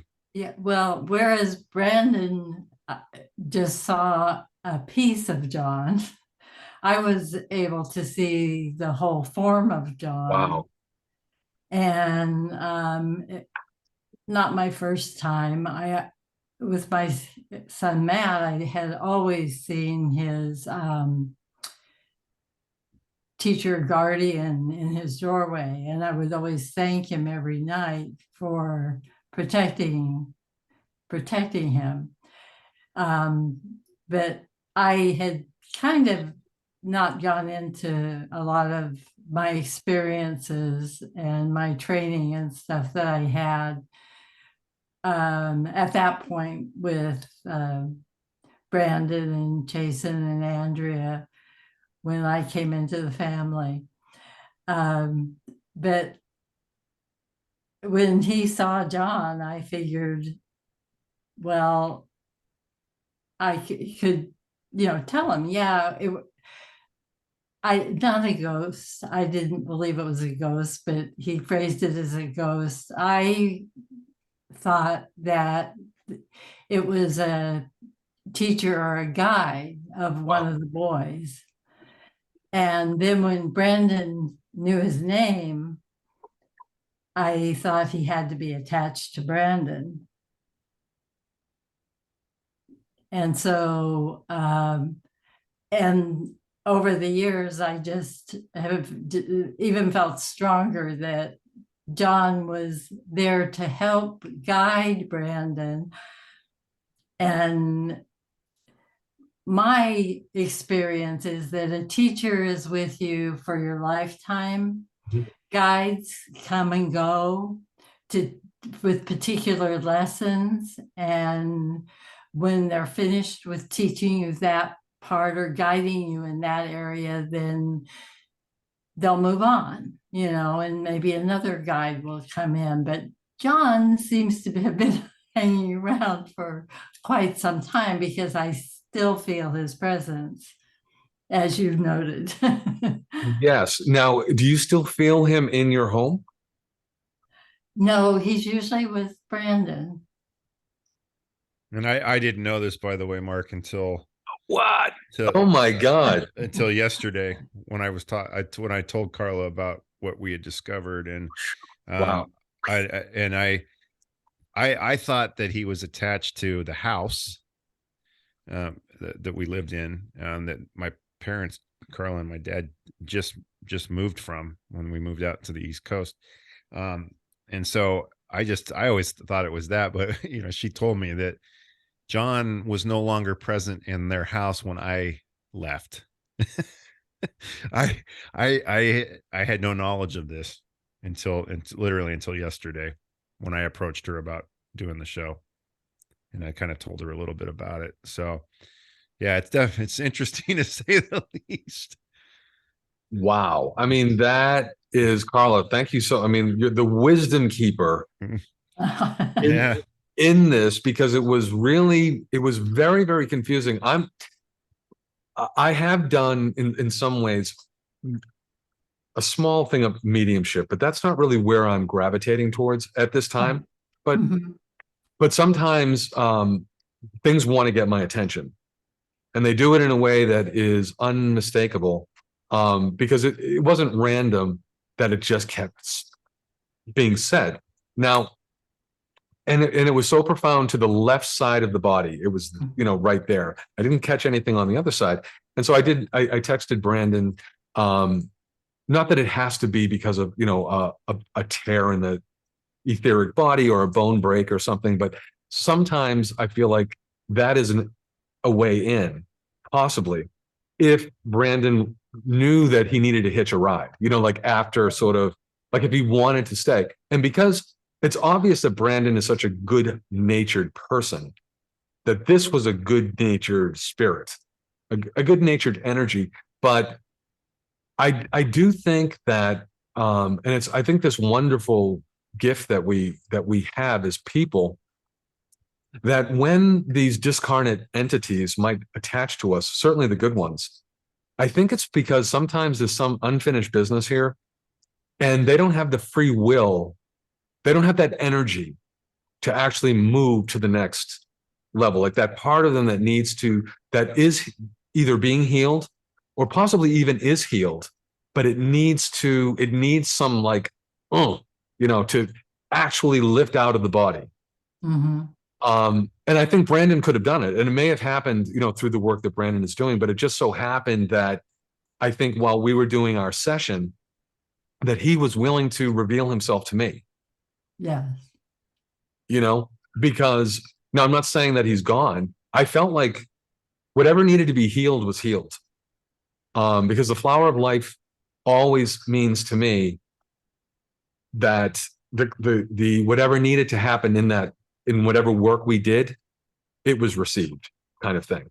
Okay. And it was absolutely a spiritual healing for Brandon, but then really for John. But they're together. They were connected. Right. Right. They were connected. Yeah. I mean, the only thing I was thinking was that by him having stayed around so long, because I really truly did view him more as a guide, not Brandon's life teacher, that stays with him the whole time. Was like there, and maybe now because of Brandon's new path, and that whatever he's supposed to be guiding him to is getting close to him being able to move on. And maybe with your doing the healing work on him, maybe they just got so bonded together, Yeah. that maybe it's close. There's something that he's, okay, I've guided you here, and now, but it's so comfortable here. Yeah. I mean, that's kind of hard. Because that's also, I mean, that's a maturity of and a trust of letting go of something that is so familiar. I mean, I am sure that at that level, it's still not like I'm leaving you, thank you. I think that the connection is so strong, that it is a decision that has to be made. Like, so the free will could have been there to leave, but also the decision in terms of wanting to go, when it's sort of like leaving himself. Right. In some ways, because it's like it's sort of like a son, like a child, because there's probably, that Brandon was telling me earlier about this dinner he was having at Applebee's, and that was a moment that changed his life. A decision was made based on, recognizing this portrait on the wall that's, kind of tied into where he was going. And he felt like his body just kind of shudder. And that was like this real aha moment. It could have been John, Mm-hmm. sort of like activating the impulses. It's so hard to know. No, what did he look like to you, Carla, when you saw him? Basically, I saw him as, for me, very few times have I been able to get a lot of characterization. It's more of a shadow of size and shape, like, but he was tall, but not super tall, but over like 6 foot, and thin. But I didn't have enough, I didn't see a lot of features. You used to see clothing color, though. I remember you telling me that. You Yeah. saw like the color of the, whatever he was wearing. Right, which was usually more of an indigo color, which is interesting for me because one of my earthbound teachers, who's now in heaven, that I worked with for many, many years, she dealt with life colors. And Brandon is a mix, is a dual color. He's a violet indigo. And the indigo are the new age children that have come in and now they're adults. And violets are generally very old souls that have done many lifetimes. And so he happened to be, I knew his life color because I was still working with Nancy when I joined the family. And so I got to know the kids' life colors from her. So Wow. Did you get any idea of like what era he would have been from, or did he live in the house, or did he come to the house through another means? no, he didn't live in the house. Okay. He came for Brandon. I mean, that's my belief. And it may have been, and I would say it would be back. I had the feeling, oh, I just got chills of the Civil War Oh, wow. was on his time on Earth, probably the last time, maybe, I don't know. Because now that I think about it, because of the color of I see him and said uniforms. Right. So maybe that's how I did perceive it, and I didn't even realize it. But So then, if he didn't live in the house and he had lived, such a while ago, relatively non-linearly, but on a linear timeline, it seemed like 150 years. Do you think that they might have served together or something? Like, what kind of familiarity do you think brought them into this connection? well, that's a possibility. I mean, it would make sense, certainly. Like There maybe, doesn't necessarily have to be that, but because of just what Brandon told me that you're experiencing with the heat during the healing and stuff, kind of says it was uh, um, there was a reason for the attachment, yeah. Well, maybe a past life. because I should interject here oh real yeah, quick. okay. I've been told, and by several of the intuitives that I've worked with, that I've been a protector in pretty much every incarnation, and I've been a soldier many times, Uh, and died in war a lot. So so that would certainly jive with with that hypothesis about John.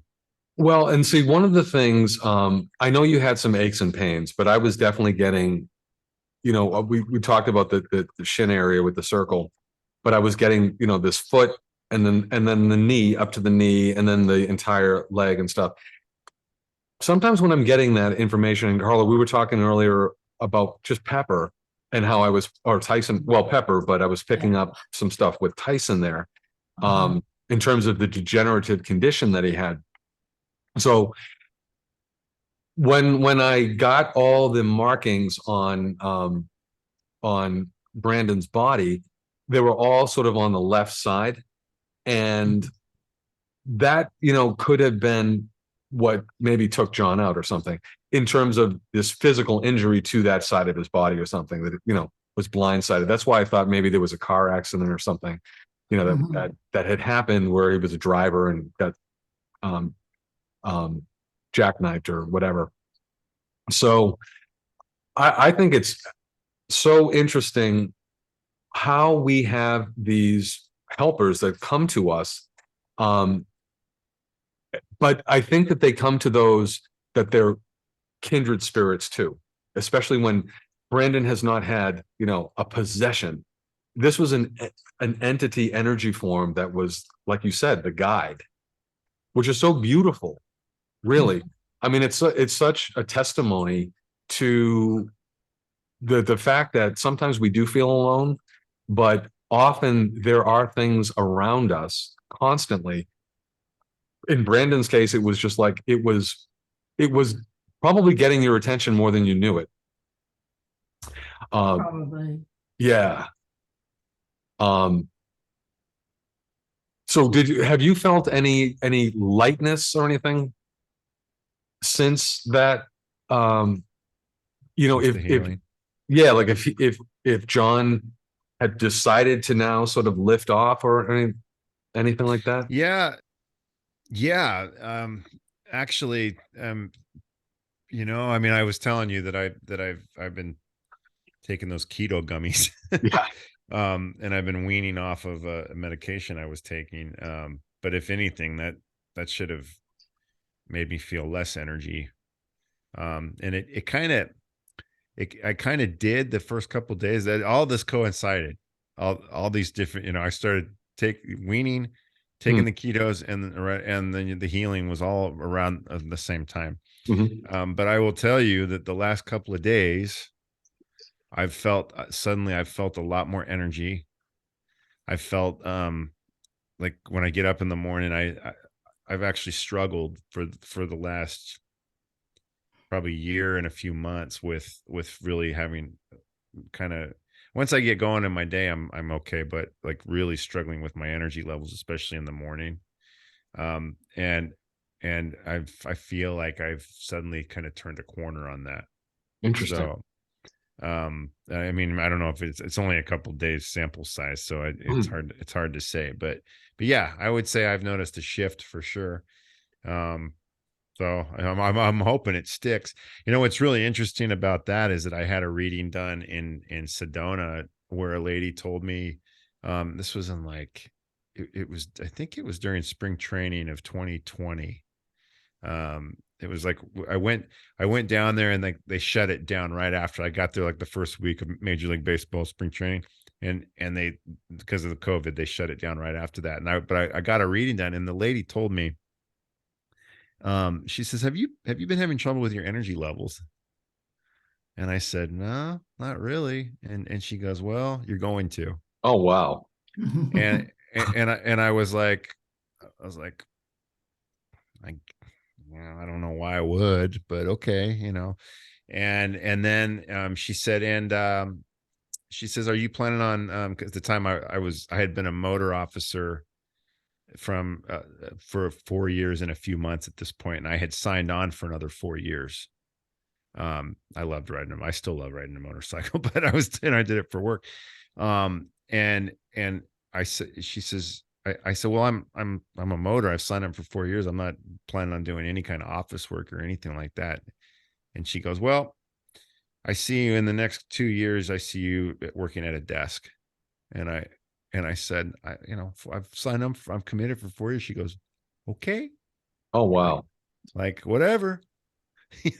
Well, I what was it? A year. It was about a year and a half later, I retired entirely from law enforcement. So, and I do, I do my healing, but sometimes I'm working at a desk because I got paperwork to do. You know, so she was right, 100% right. But the energy level thing, and I thought about that sometimes. It's been like, it's weird because I exercise. Yeah. I have my own gym in the house.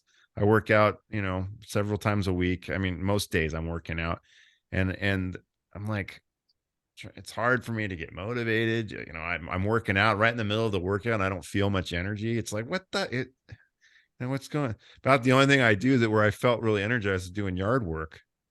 You know? So, um, Well, very interesting. But I have felt a shift over the last couple of days. I hope it continues.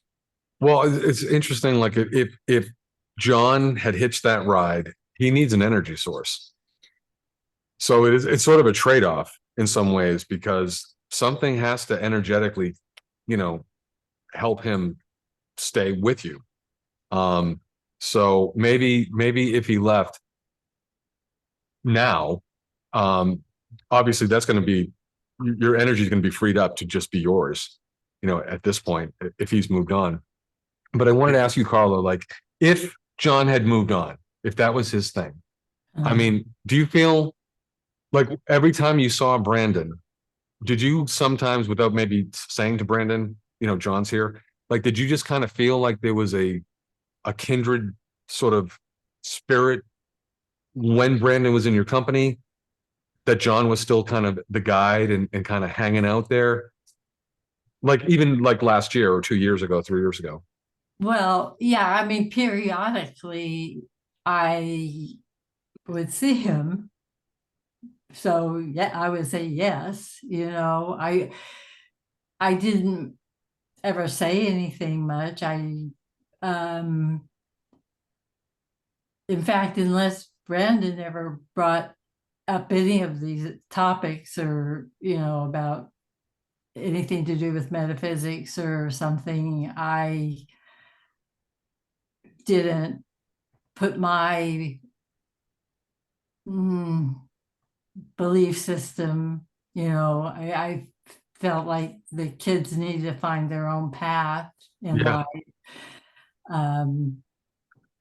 It's kind of nice now that I can talk about it with them, Yeah.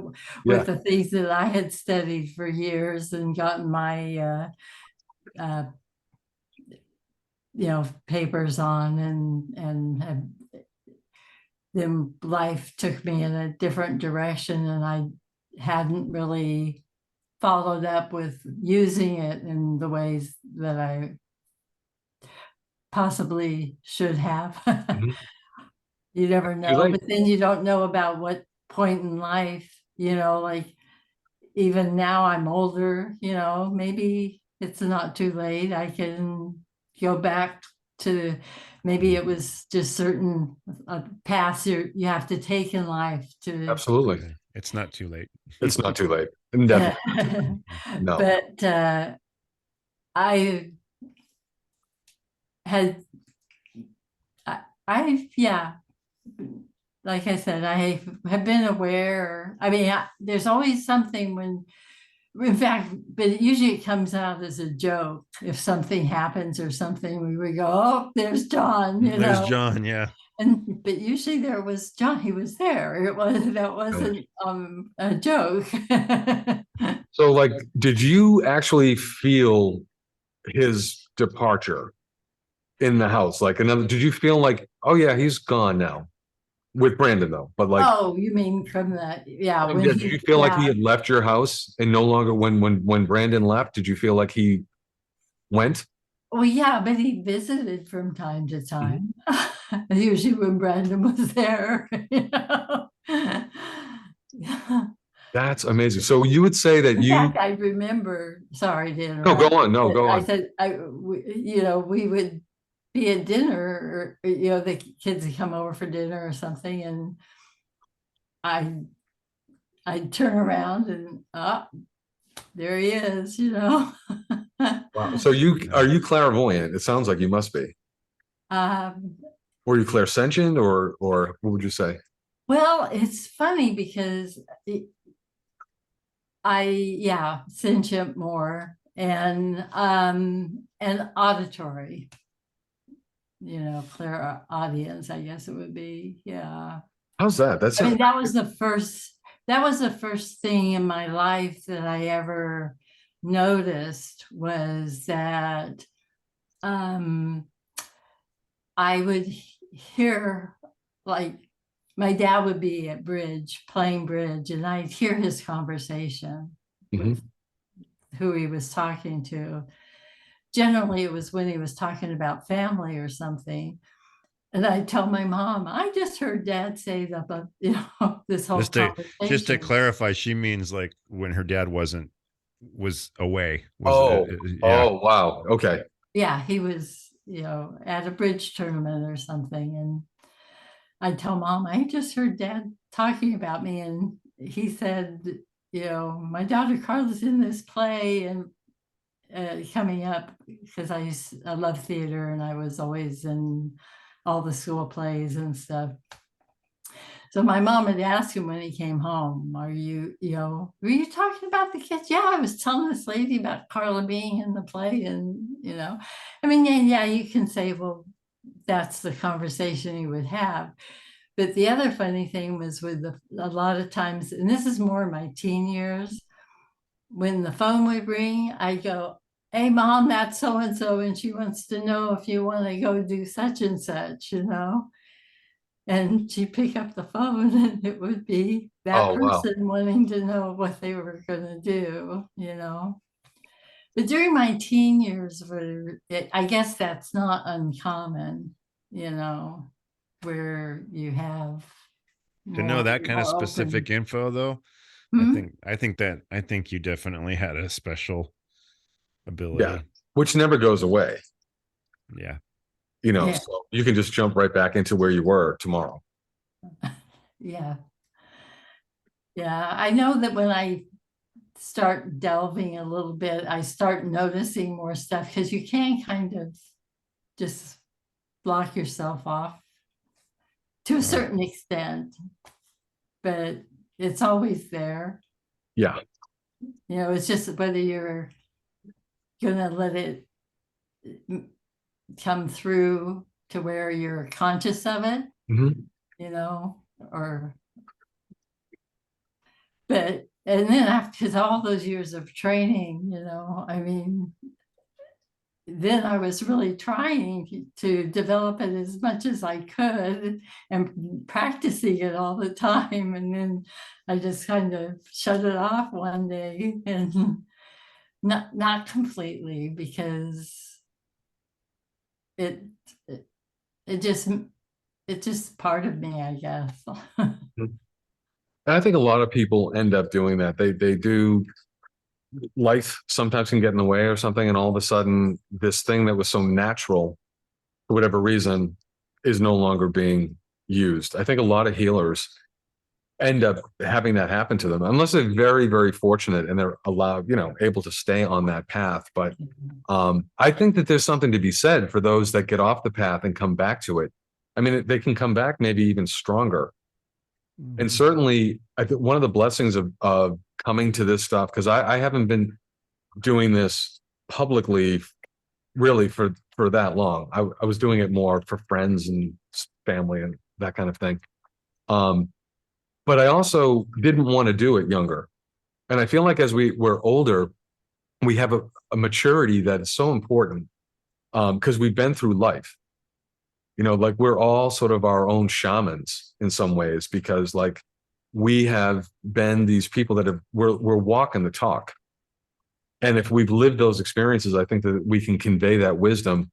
And I think someone to actually really hone in on clairaudience and clairvoyance and not be afraid of it and stuff. It takes a certain skill, but it also takes like this maturity,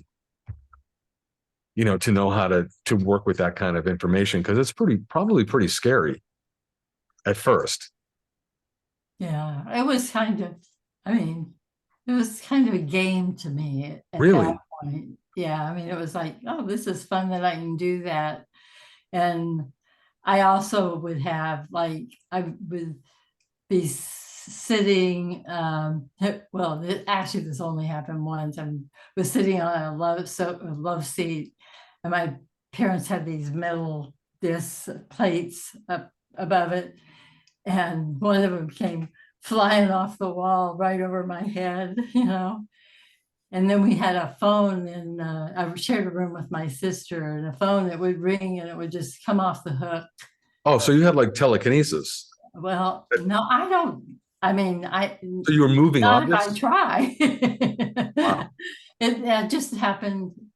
It's never happened since. It only happened that during my teenage years, Yeah. when things would like objects that were, I mean, the phone thing was funny because we even set the phone on the floor where it was carpeted so that it wouldn't come off the hook anymore.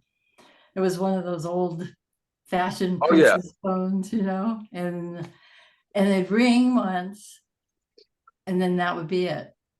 And the phone in the family room would ring because they were, just one line and just an extension. And we'd go in the bedroom later or something, or we'd hear that wah, wah, wah sound when the phone's off the hook. And it wasn't just necessarily like laying right next to it, it would be laying out a little bit, like somebody had lifted it and put it down or something, or moved it more than just falling off the phone. But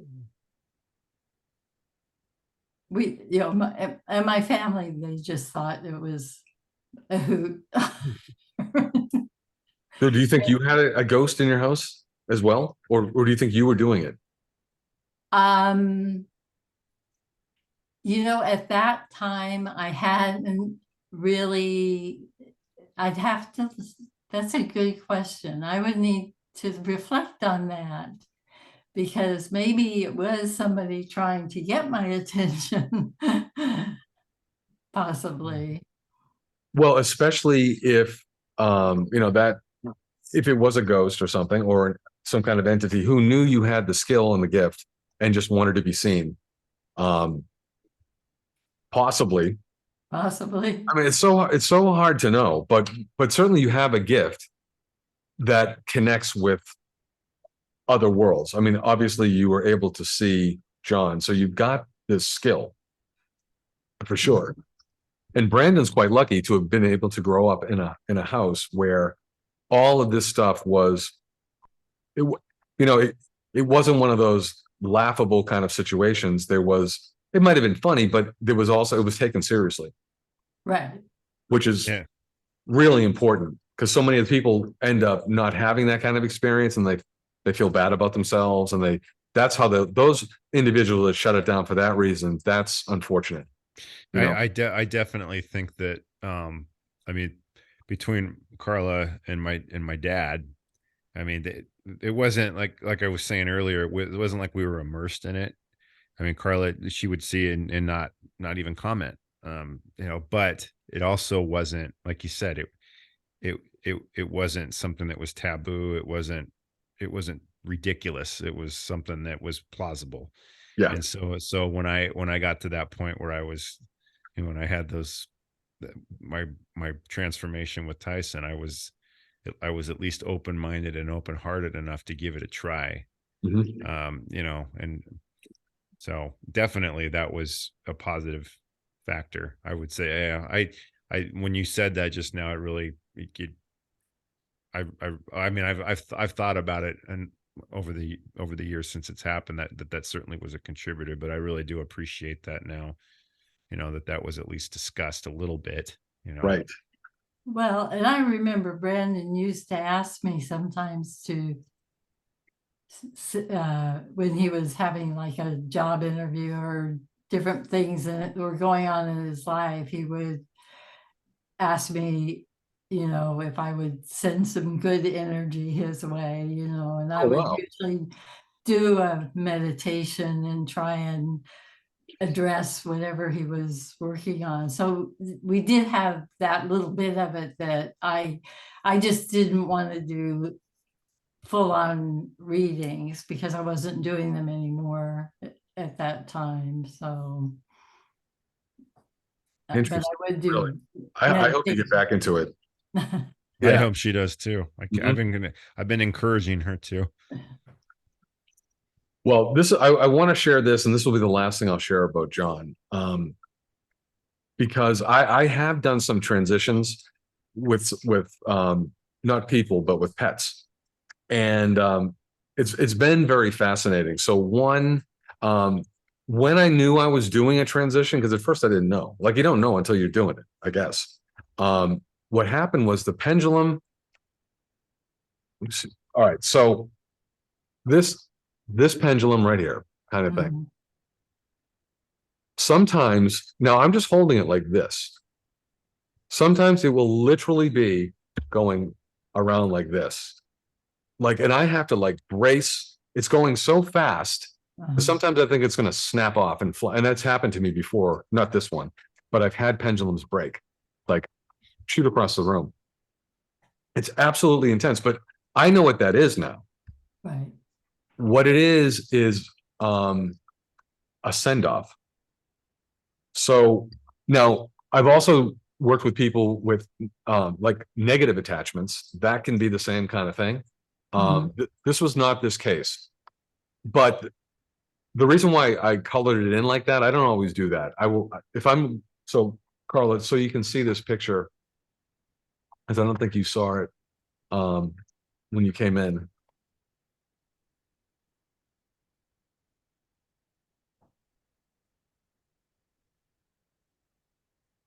Okay. So I just abbreviated this circle. So it's like a semicircle, but it Right. actually was all the way out. And I just colored it in here because I spend so much time in this area with this pendulum going like around like that. Super, super fast. I mean, really fast. So I often have my elbow on my desk for stability, but sometimes I have to actually stand up. Like it's one of those things where it's going so fast, I'm standing up and this thing is going around super, super fast. What I interpret that is what's happening is I believe that it, especially with the benevolent situations, is or even the malevolent, but that the entity is gaining the strength to move, Okay. and it needs that. No, it's because it's happened with every animal that I've worked with, and it's not after they've transitioned; it's before they've transitioned, and it's usually a day or two before. All of a sudden, it's like going, it's really spinning fast because they don't want to leave sometimes, but they have to get the courage. They've made the decision, but now they have to separate, you know, and I think that that's part of what this magnetic energy is that I'm working with, is giving that impetus to go, yeah, it's time, and I'm gonna separate. And that's what I got when I was doing the John thing, of this really fast spinning. But then I also got the flower of life petals, which is, for me, nothing else needs to be done here. Like as much that can be done is going to be done, and it was received. Okay. So that's why it's going to be interesting the next time that. Do you guys live in the same state? Yeah, we live about a 15-minute walk away. Oh my God. Well, it'll be fascinating to find out as time goes on, because I don't really know whether that was the send off or if it was just the healing of what needed to be done for the moment. But it'll be really interesting as time goes on at Thanksgiving or whenever, whether you Yeah. sense that there's a little something different about Brandon, like he's actually traveling a little lighter. I'll keep an eye out. Yeah, exactly. Exactly. Because I'm not going there. Like I don't ever do work on anyone, even if I'm curious about anything. This work is so sacred that the bond that you guys have, and actually, so the one other thing that I wanted to say about what might be kind of cool to do for John, in the event that he did move on, or even if he hasn't moved on, but to actually now recognize that he was a companion, a guide, someone that was there with you, that maybe you do a little sort of some kind of special thing. I don't know if it's a candle or, something to be able to connect with it for a period of time. So a candle might be good if it's like one of those 7-day candles or something like that, but something to basically, finalize this incredible bond that was there for such a length of time as sort of a shadow, not looking for attention, not looking for anything other than wanting the best for you. It might be a kind of a nice way to celebrate that special thing. And you're very lucky to have had so many special people, pets that have come into your life to look out for you. That's true, Brandon. You should give that some thought. Yeah. Yeah, absolutely. Because it gives honor. I mean, one of the things that I work with a lot are the elements, because everything is basically earth, air, water, fire, and everything comes from fire, and everything in its own time returns to the fire. But in order for it to return to the fire, there has to be this transmutation that takes place. And one of the things of whether it's the elements that are working with us, and certainly if it's a guide that's working with us, it's even deeper than that. I think that the honorific attention that they get is really important, actually, for us, because we can't carry we can't carry that weight, because essentially the element, even if it's left, we have to consciously let it go. We have to like let that leave us, once we know that it was there, you know, in a conscious way. Because that's how it really gets set free, is that burning it off kind of thing. I don't know, have you guys ever looked into the elements in terms of how we work with them? I haven't not really, no. too much, but I have some, yes, but not like you obviously have. Well, it's so interesting, and I do a lot of work with candles, because they represent all the elements in the candle, and I tend to read esoteric stuff, so not about candle stuff. So I don't know what they say, what people that work with candles, what they say, but I work with the elements, just because the building blocks are pretty simple, you know, in terms of, that's why they are considered the elements. And then on the spiritual domain, I think it's so important because all of those elements are in spirituality, in like that divine fire. And then, you know, you can even get down into the esoterics when they talk about the alchemical thing with the salamander coming out of the fire, but it's really all the same stuff. So the spirit is fire, but it's also air, and it's earth, and it's water or material. So anyway, I think maybe we've come to an end here. Have we covered a lot? I'd say so. I think we have. Yes, Yeah. a lot. And I wasn't here the whole time. Oh, Carla, thank you so much. I mean, you really you blew my mind, and you added so much. I mean, really to Brandon's life, in the sense of now he knows that you knew all this time, and probably just you knew at some point he was going to realize it. You know, sometimes that's the powerful teaching. I'm not so sure she did. He would have. I was pretty hard. The toughest thing for a medium or a psychic, and I've heard this from them before, is what not to say. Because sometimes if they see the whole thing, they could actually just say it. But if the person isn't ready to hear it, there's no point in saying it. So everything comes down to right time kind of thing. So I think, because you talked, Brandon, about your next book and stuff like that, and I think you've got so much material for your next book. Like, it's unreal, between Tyson, Pepper, now John. I mean, there's so much going on there, and your mother. I mean, in terms of her relationship with this stuff. I mean, I see the screenplay like in front of my eyes. But anyway, it's not my book; it's yours. You write it. But you've got so much. You're right. I gotta get off my butt and do it. Yeah. So what's really fascinating is, you know, you have a teacher in your house, or, you know, in your neighborhood, in your family, and she knew this. And that makes it significant for me as well to hear this stuff, Carla, because even when Brandon and I talked about it, it was a stab in the dark, really. And I didn't know what you were going to reveal today, but like, that's so amazing, because really where we started and what Tyson's gift was from the beginning was that he sort of reached through a realm and into Brandon's heart. Right. So in a metaphysical way, a dog, who also probably had another life as a person, but that's a whole other story, was able to reach in, do a transformational kind of thing, touch Brandon's life in such a way that Brandon felt that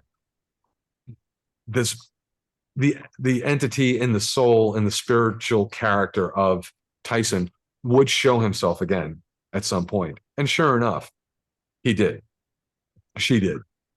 And, you know, so now it's like there's this whole other dynamic going on, only to find out for the last 35 plus years, Brandon's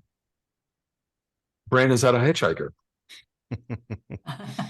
You know, without really knowing it, all along the way. So Brandon has this consistency of working with those that come into his life to teach him things without him actually asking for it.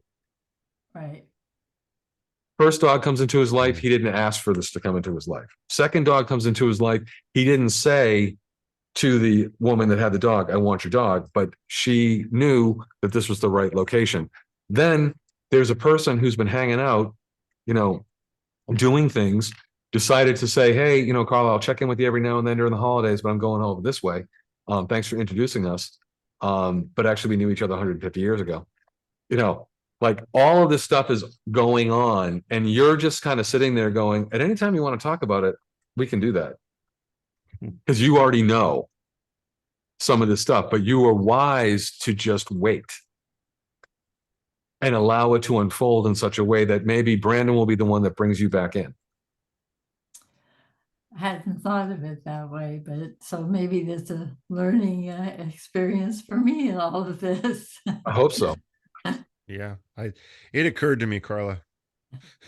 I got to admit, actually, it's funny you say that because just today I was encouraging her to consider a class that I'm going to be attending in February up at Delphi, and I thought she might enjoy it. She should come up. And it begins. Yeah. Wow. Yeah. Crazy. Like a refresher course, maybe, or more, Oh, they definitely will bring more, but some of it'll be refresher, sure, but it'll have its own new spin that'll invigorate you. Well, Carla, Brandon, thank you very much. What I find with this work is so often it's the conversations afterwards that actually put more perspective into what is actually taking place here, because sometimes we're so close to the things that are going on that it needs to be almost like a conversation, because it's going to be then profound. Yeah. When it hits. There's a lot of stuff that we, we milked out of this thing that I didn't initially see. Yeah. Like this, especially the thing with John, that just. Well, and what has happened? No idea. I had no idea. Well, neither did I. And so the thing that has happened is and see, that's being an older guy with my maturity too. 20 years ago, 5 years ago, certain things that might have come up, I would have ignored it because I wouldn't want to say it, because it would seem weird, So that was one of the things with Tyson.